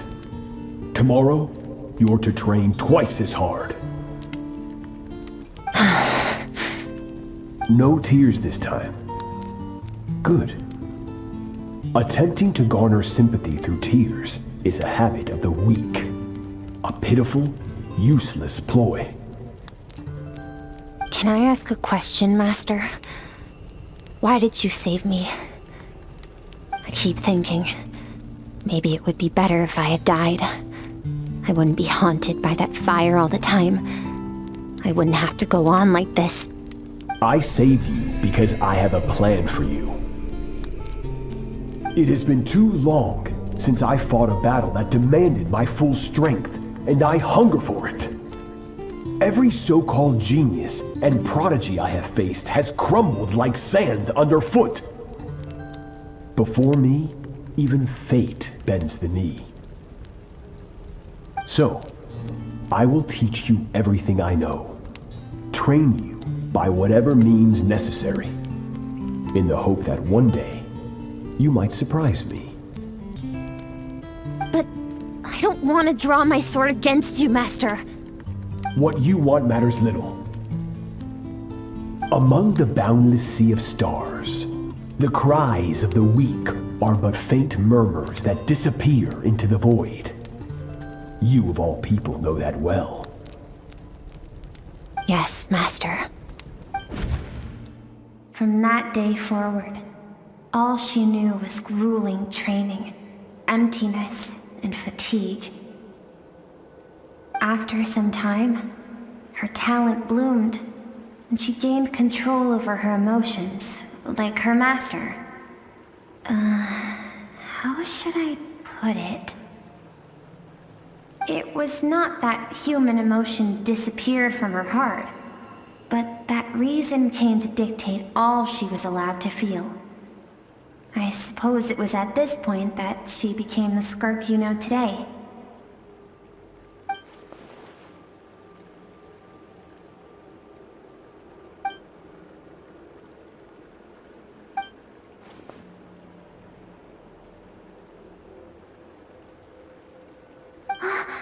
We're nearly there. I almost don't want to reach the end. Well, shall we? This is the final stretch.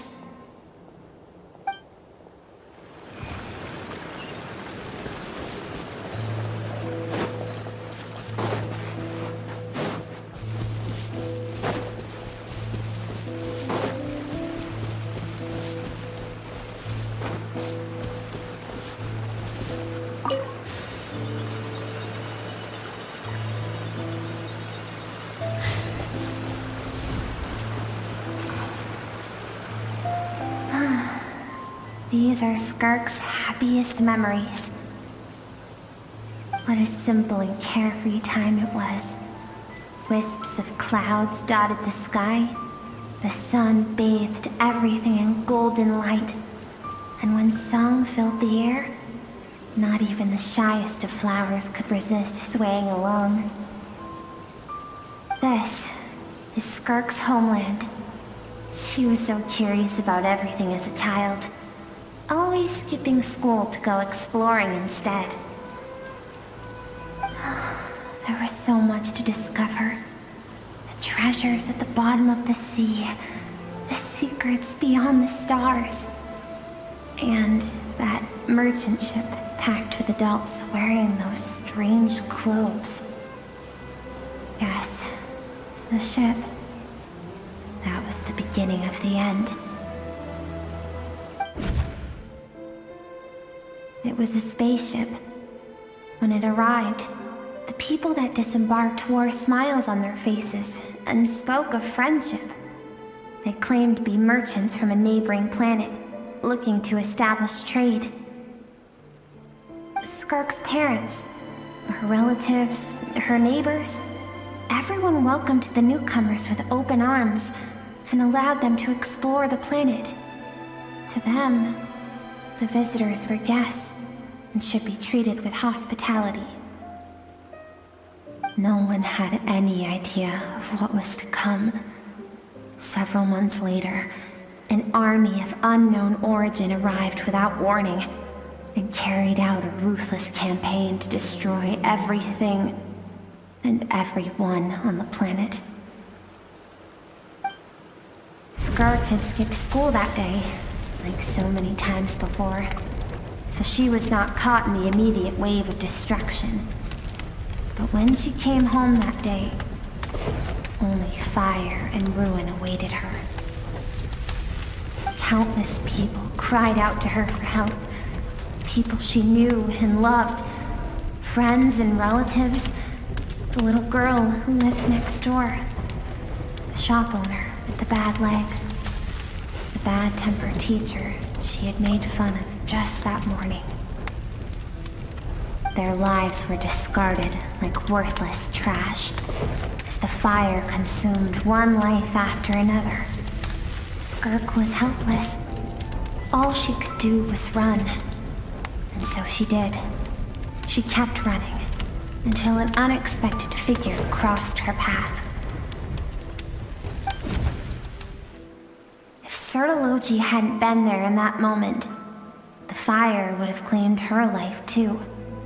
And there she would have remained, left to rot in the scorched earth, with no answer as to why any of this was happening.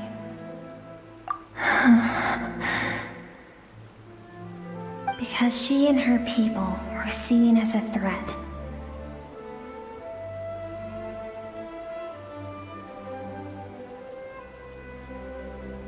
As the initial merchant ship explored the planet, they discovered that it hadn't always had the condition to support life. Yet there was evidence of human activity, even during the periods of extreme heat or cold in the past. Further research revealed that, over time, the people of this planet had evolved the ability to adapt to any type of environment or energy source. For that reason, the outsiders viewed them as a potential threat and decided to eliminate them before the threat could rear its head. And so, the army was called, and the so-called danger was wiped from the face of the planet. Senseless, isn't it? Deemed a threat because of a gift they didn't even know they had. Perhaps it was their own innocence and kindness that doomed them. But in the end, that was lost to the blaze as well. If those with power get to decide good and evil, then all you can trust in is the sword in your hand. And so, before death could claim her, she ran. She ran and never stopped. No one wants to relive their most painful moments. Well, that brings us to the end of the story. This is as far as we can go. Skirk is waiting over there. For both of us. Let's go to her. It's time to fulfill my purpose.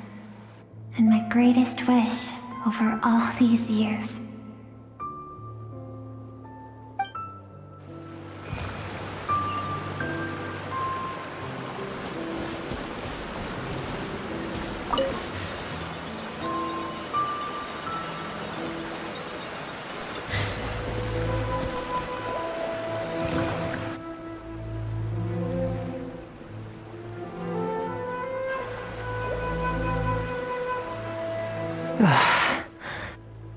So all this, just so you could bring her here? I have things to say to you. Well, to me. I want someone to witness our reconciliation, even if it takes an argument to get there. And she is the best choice in this moment. Her suppressed emotional self. The version of herself she keeps locked in the recesses of her mind, stifled by reason. All those rejected impulses, those discarded aspects of your past selves, they are a part of me now. I am who you used to be. Someone you have refused to face for too long. So, I came to face you instead. You're wrong. I've faced you all along. And that's exactly why I keep you locked here. Your existence makes me weak. Moments of joy and longing are when we are most vulnerable. Don't forget, it was a penchant for goodness over reason that doomed our homeland in the first place. The vastness of the universe renders everything insignificant. Our feelings most of all. Even so, learning from the mistakes of the past doesn't have to mean erasing everything. Strip yourself of your so-called weaknesses, emotions like kindness and empathy, and what makes you any different from the ruthless soldiers who slaughtered our people? The difference is that I'm doing what is right, what is necessary. I allow you to exist, but with limited freedom. That is the greatest kindness I can offer. I have shouldered everything you couldn't carry. I rose above the numbness and emptiness, and it was cold, unfeeling reason that brought me this far. It made me who I am. It made me strong. That is the problem. I want to shoulder those things together. On the grand scale of the entire universe, maybe our feelings are vanishingly small, but why should that mean they don't matter? Emotion gives warmth to the cold expanse of space. It gives meaning to the world around us. Think back to those nights of gazing at the stars, those afternoons of exploring the unknown. Think back and let them grant you peace. A brief respite from the pressure you put on yourself.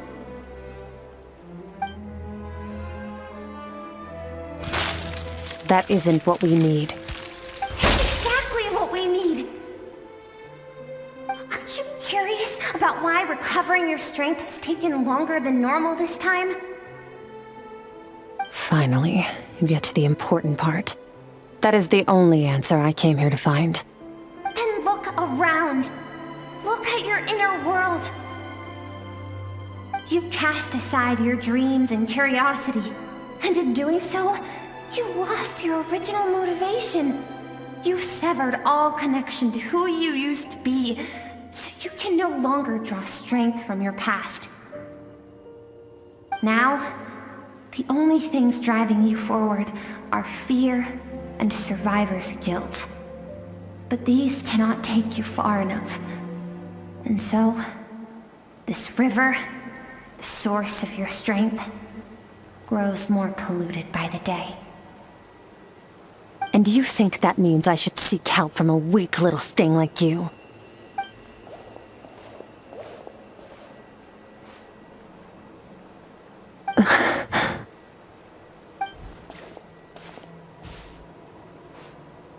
Thank you for saying that. I knew bringing you here would be the right choice.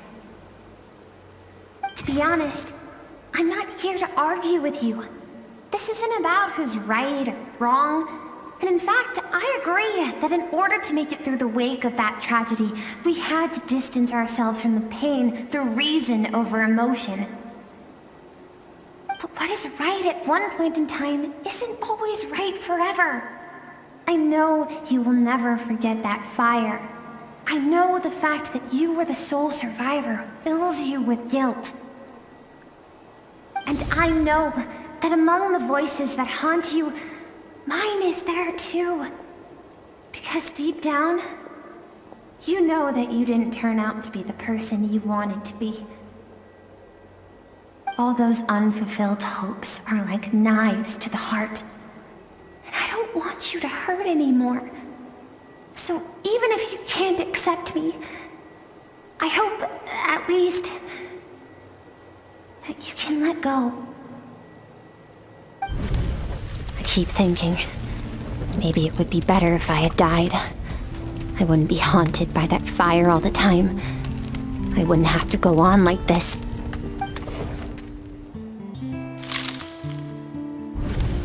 Your dad and I, we're not afraid to stare death in the face, but we need you to survive.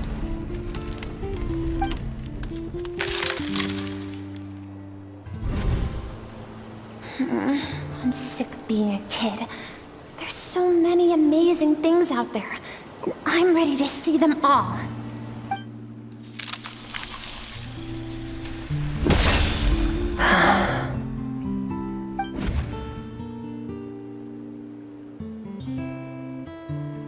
I remember.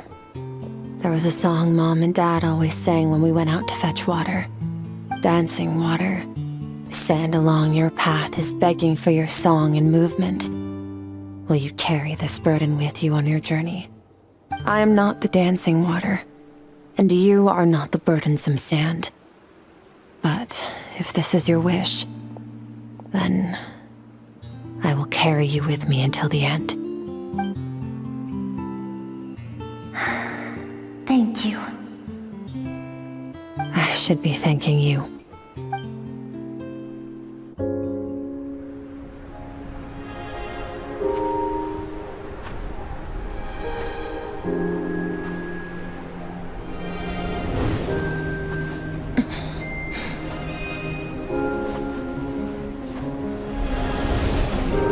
Run, Skirk, run! Remember, leave no one alive! Heed my words, Skirk.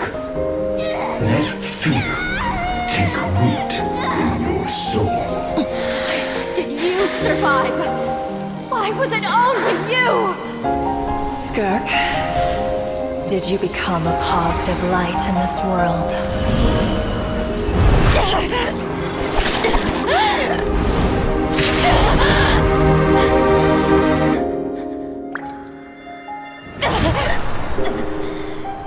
Hey, this doesn't have to be the end.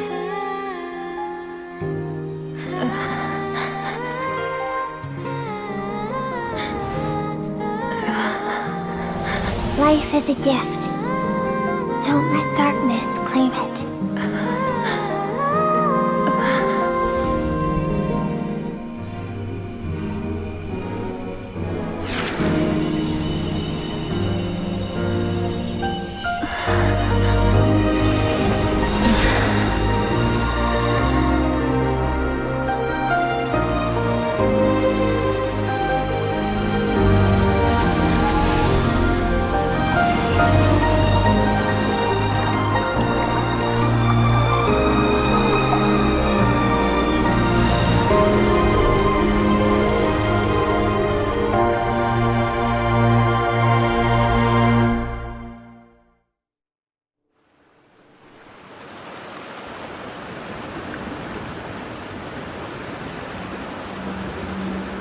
So, you saw my memories then. I once asked my master if survival of the strongest was the law of the universe. He said no. But in a world without order, those with no moral boundaries tend to be the ones who survive.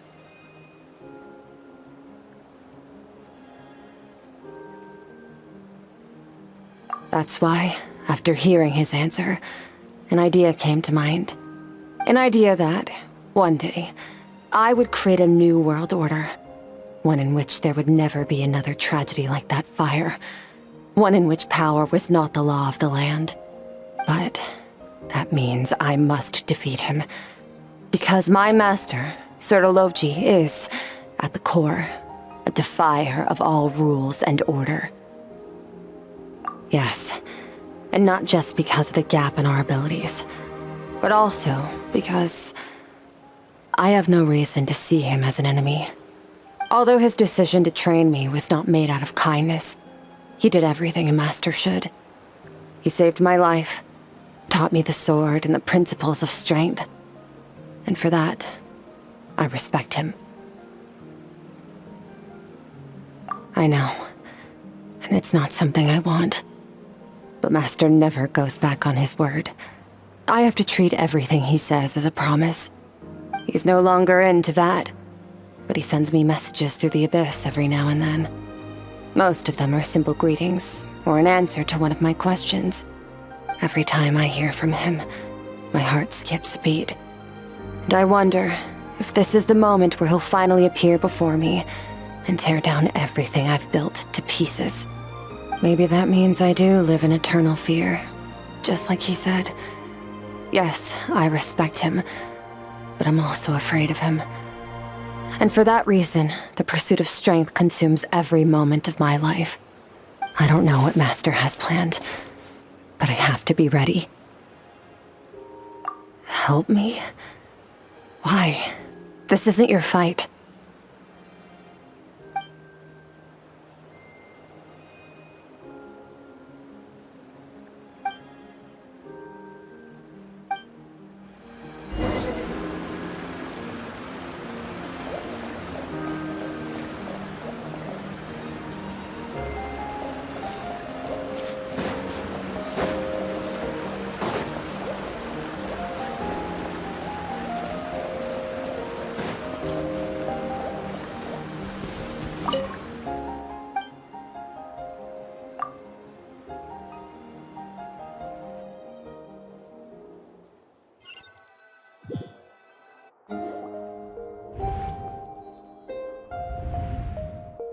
Oh, you're finally awake!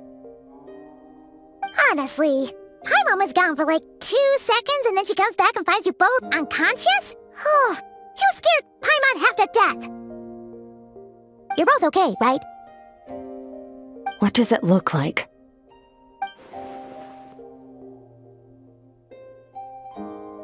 Only water from the source can cleanse the rot and filth that flows from the past into the future. I taught you to incorporate the experiences from your journey into how you fight. I suppose what happened today will become an inseparable part of who I am. Okay, so Paimon feels like she's missing some important context. But whatever. Paimon brought back tons of delicious snacks! Let's dig in!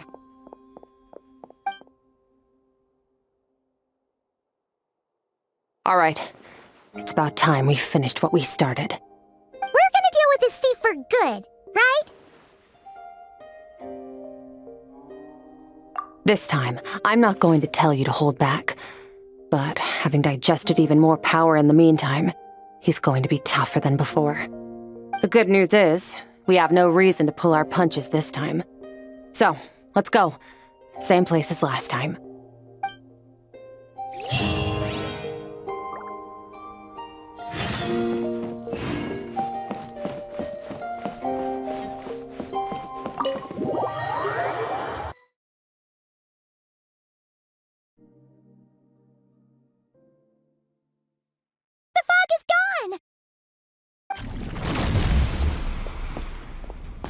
Wait, isn't that the form the all-devouring narwhal changed into? How come he knows that, too?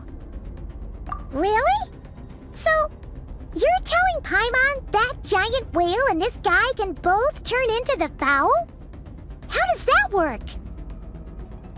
It's a subconscious instinct. Any intelligent being who longs for his level of strength is bound to mimic his appearance. It's a natural response after encountering someone as powerful as Master. To them, he represents ultimate power. We know the person before us has encountered Master, and we know he stole a portion of my power. So it's not surprising that he would assume this form. Okay. Oh, the closer Paimon looks, the more intimidating it gets. Nervalette isn't here this time, so it's up to us. He won't have the nerve to steal again after we're done with him. Let's teach this guy a lesson!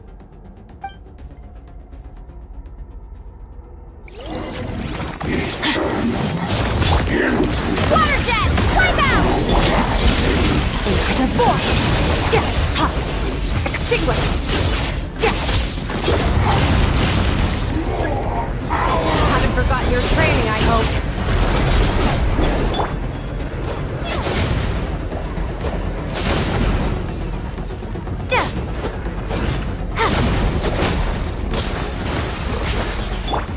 Annihilate!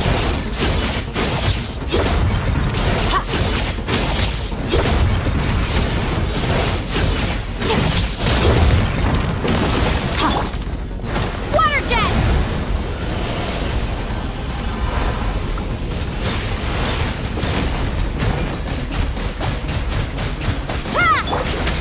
Extinguish!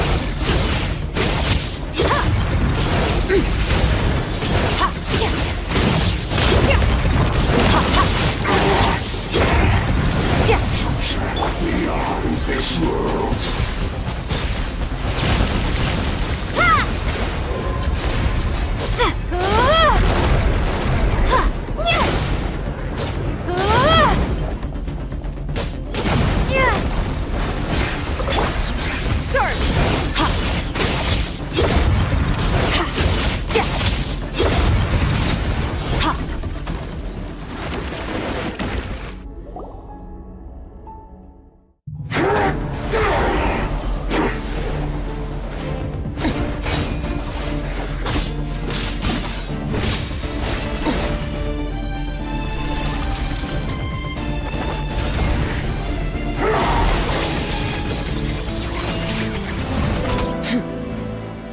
Haven't had enough of my power.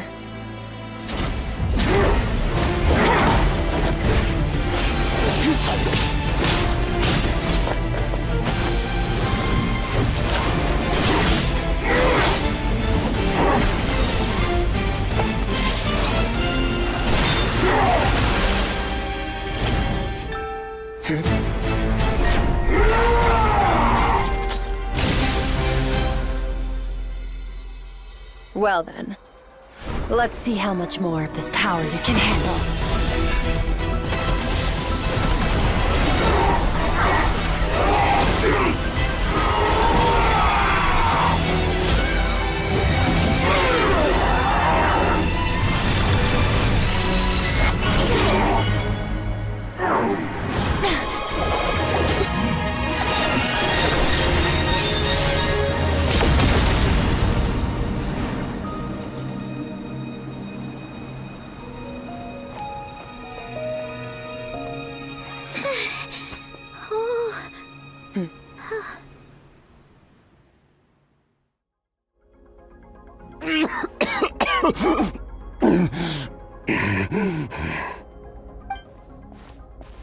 Well, have you come to your senses? You saw that my body was at its limit. So, you deliberately channeled your power into me, knowing that it would destroy my shell from within. Such power. Such keen battle instincts. So you must be... Skirk, Sertologi's disciple. How long has it been? How long has he been away from Tevat? Hundreds of years. Hundreds? Sorry, it's a lot to take in. I should introduce myself. I am Skofnungar. a friend of your master and one of his followers. This is the first time I've heard your name, Skirk. But hundreds of years ago, I knew you existed, and I knew you would come here. Hundreds of years ago? Sounds like you and Master have quite the history. Care to tell us about it? Of course. Might as well take advantage of a clear head while I can. The story starts a long, long time ago. I was born into a noble family in Conria. As the eldest son, I was set to inherit our title. But I contracted an incurable illness as a child, and everyone gave up on me. I trained the sword harder than anyone else, defeated all of my peers. But it was all in vain. When other people looked at me, all I saw in their eyes was pity or a strange glee in my misfortune. Even my parents were just waiting for me to die. Over time, my heart hardened, and I became aimless. That was the point where I met your master, Sir Taloji. We were similar in age, but different in background. He was born in prison, the son of criminals who had been sentenced to death. He spent his childhood wandering the streets, facing more criticism than the literary works in the Universitas Magistrorum.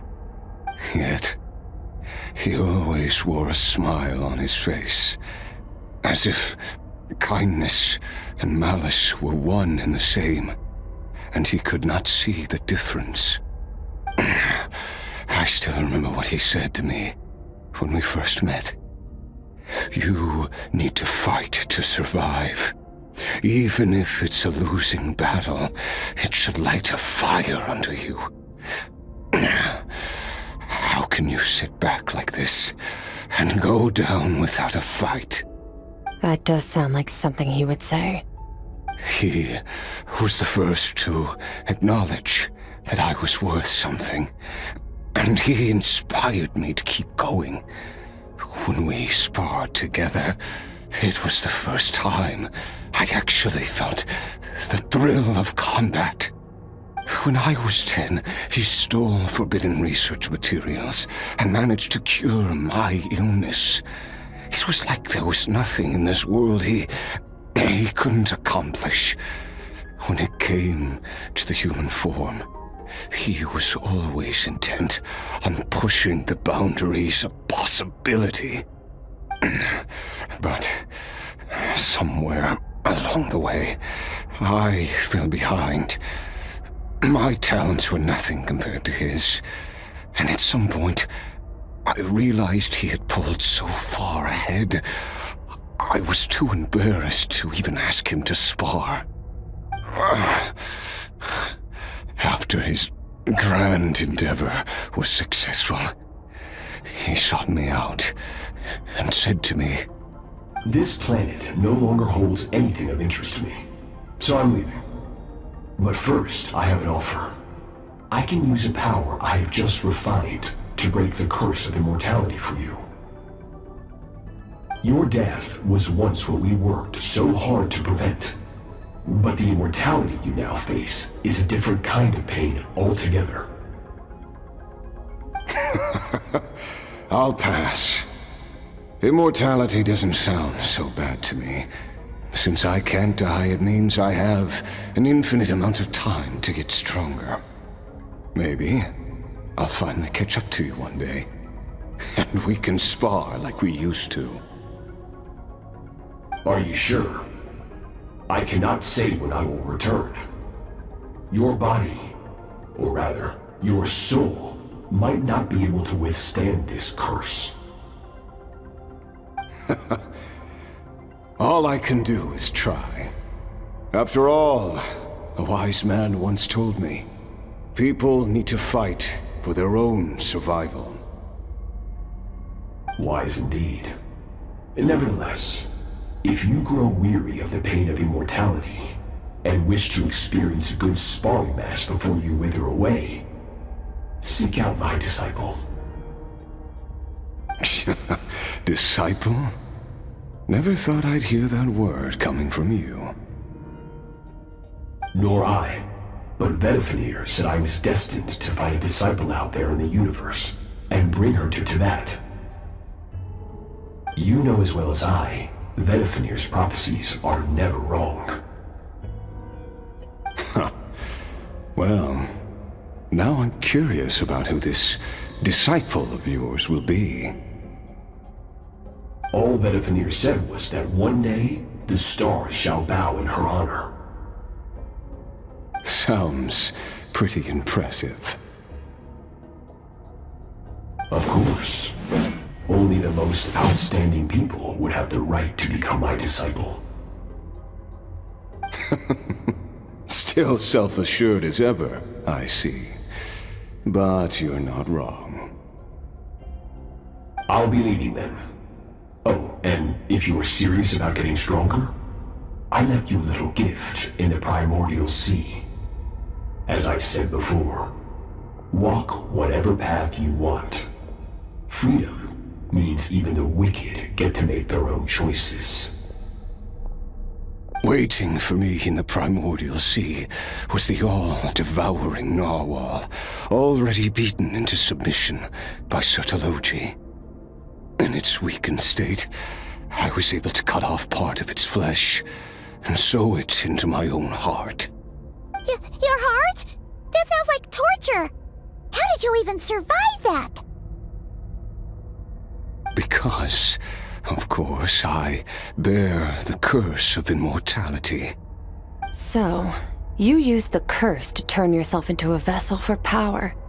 Even with that whale's ability, devouring power like that is not something the human body can withstand. With your body and soul constantly at the breaking point, it was the curse of immortality that sustained you. But that is not the path to strength. You have to pour your heart into it, work for it, dream of it. Instead, you stole something that didn't belong to you, and it backfired. You're right. I should have known better, but I had already pushed myself to my limits, and he was still miles ahead of me. So I had to take a leap of faith. I miss your master. I miss the days when we were all together, troublemakers without a home. I don't regret the choice I made. But if you'll allow it, I do want to apologize. To both of you.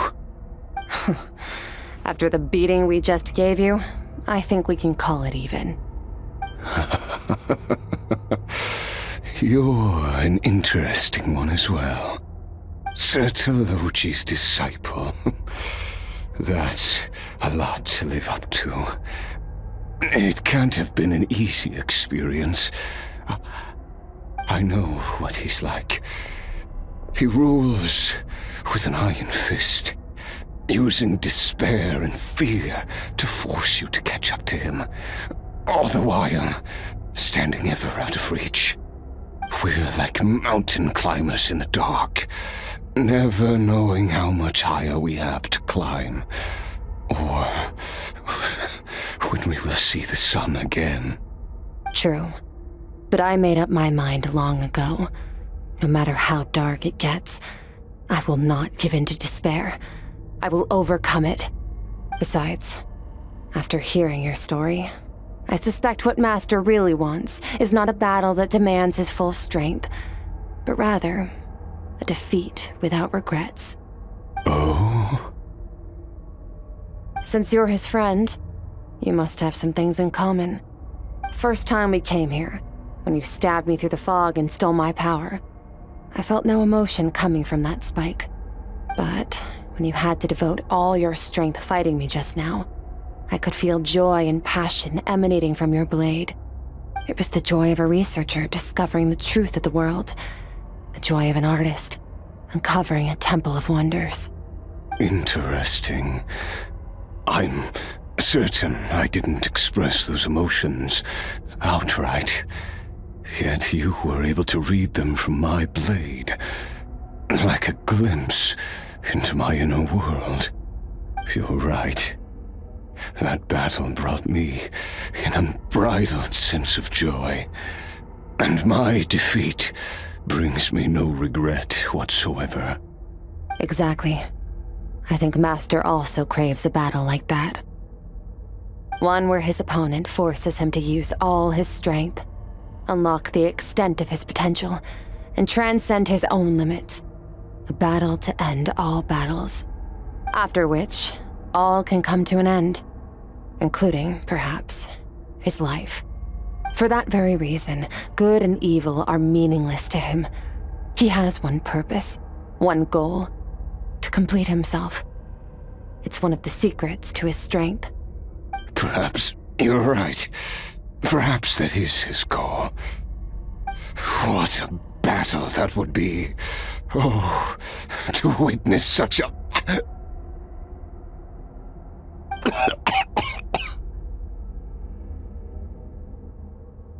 Are you okay?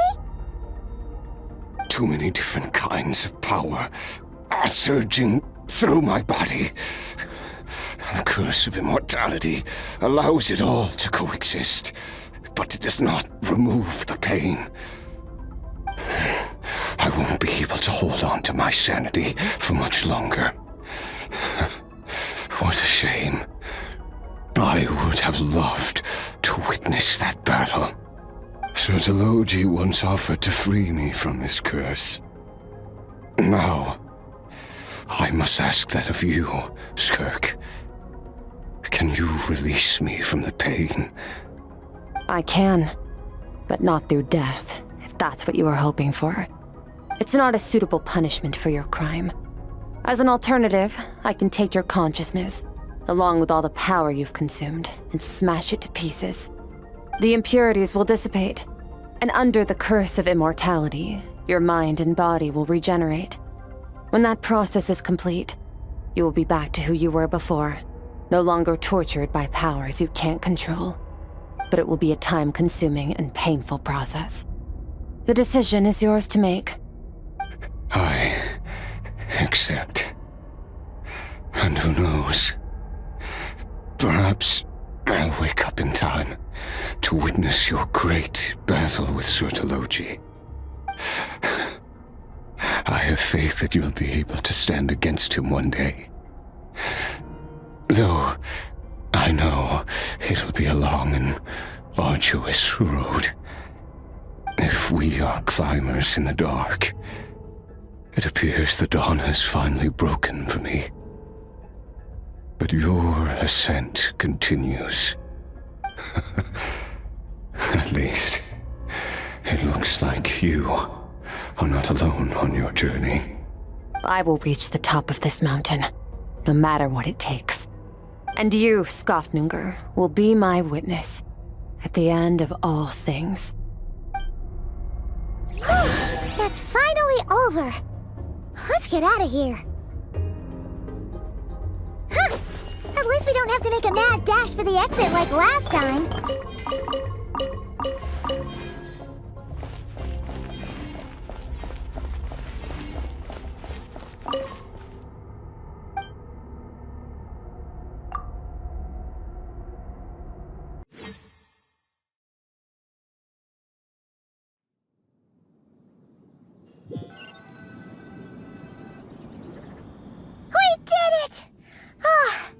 It's only been a few days, but it feels like forever.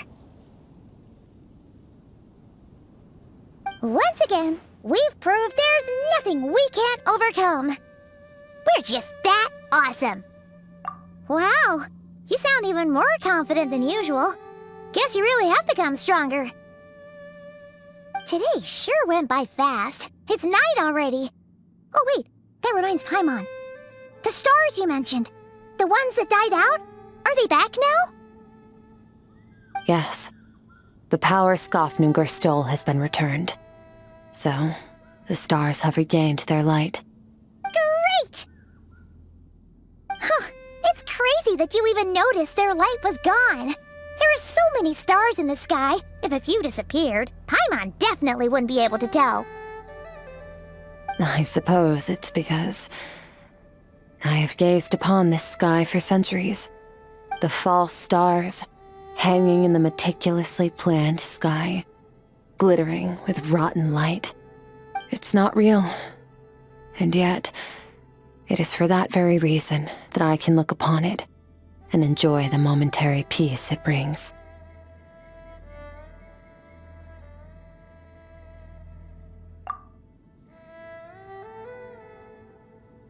Even the most beautiful of bubbles has to burst.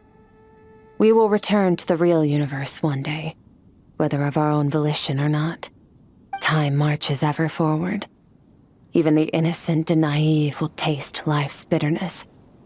Yet through hardship, we grow until we learn to seize the sands of time for ourselves and uncover our true strength.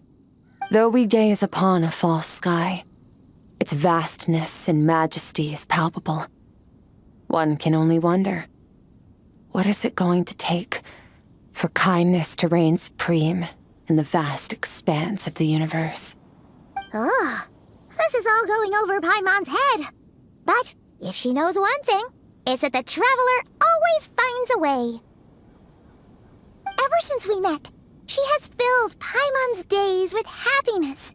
No matter how tough things get, she always finds a way to make it better. If it's too big a job for one person, then we'll do it with two. And if two's still not enough, then three. We've met so many amazing friends and accomplished so many amazing things. As long as we don't give up, we can make any wish come true. I suppose when it comes to you, anything is possible. Well, I should be going. Now that my power is no longer isolated from my emotions, I need more practice to get used to it. I suppose fate will decide. Maybe we'll bump into each other on the street. Or maybe we'll reunite on a different planet entirely. Regardless, reunions and partings are but passing moments. More than anything, I hope that at the end of this journey, wherever it takes us, we stand in a world reborn. One without war, pain, or forced partings. One where new life can bloom, even where there was once nothing but scorched earth. For this, we must all work to become stronger. If that's what you want to call me, I won't object. Goodbye. Bye!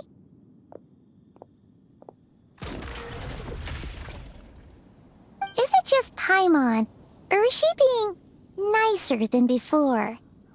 We definitely count as friends after all that, don't you think? Hey, what do you think about camping here tonight?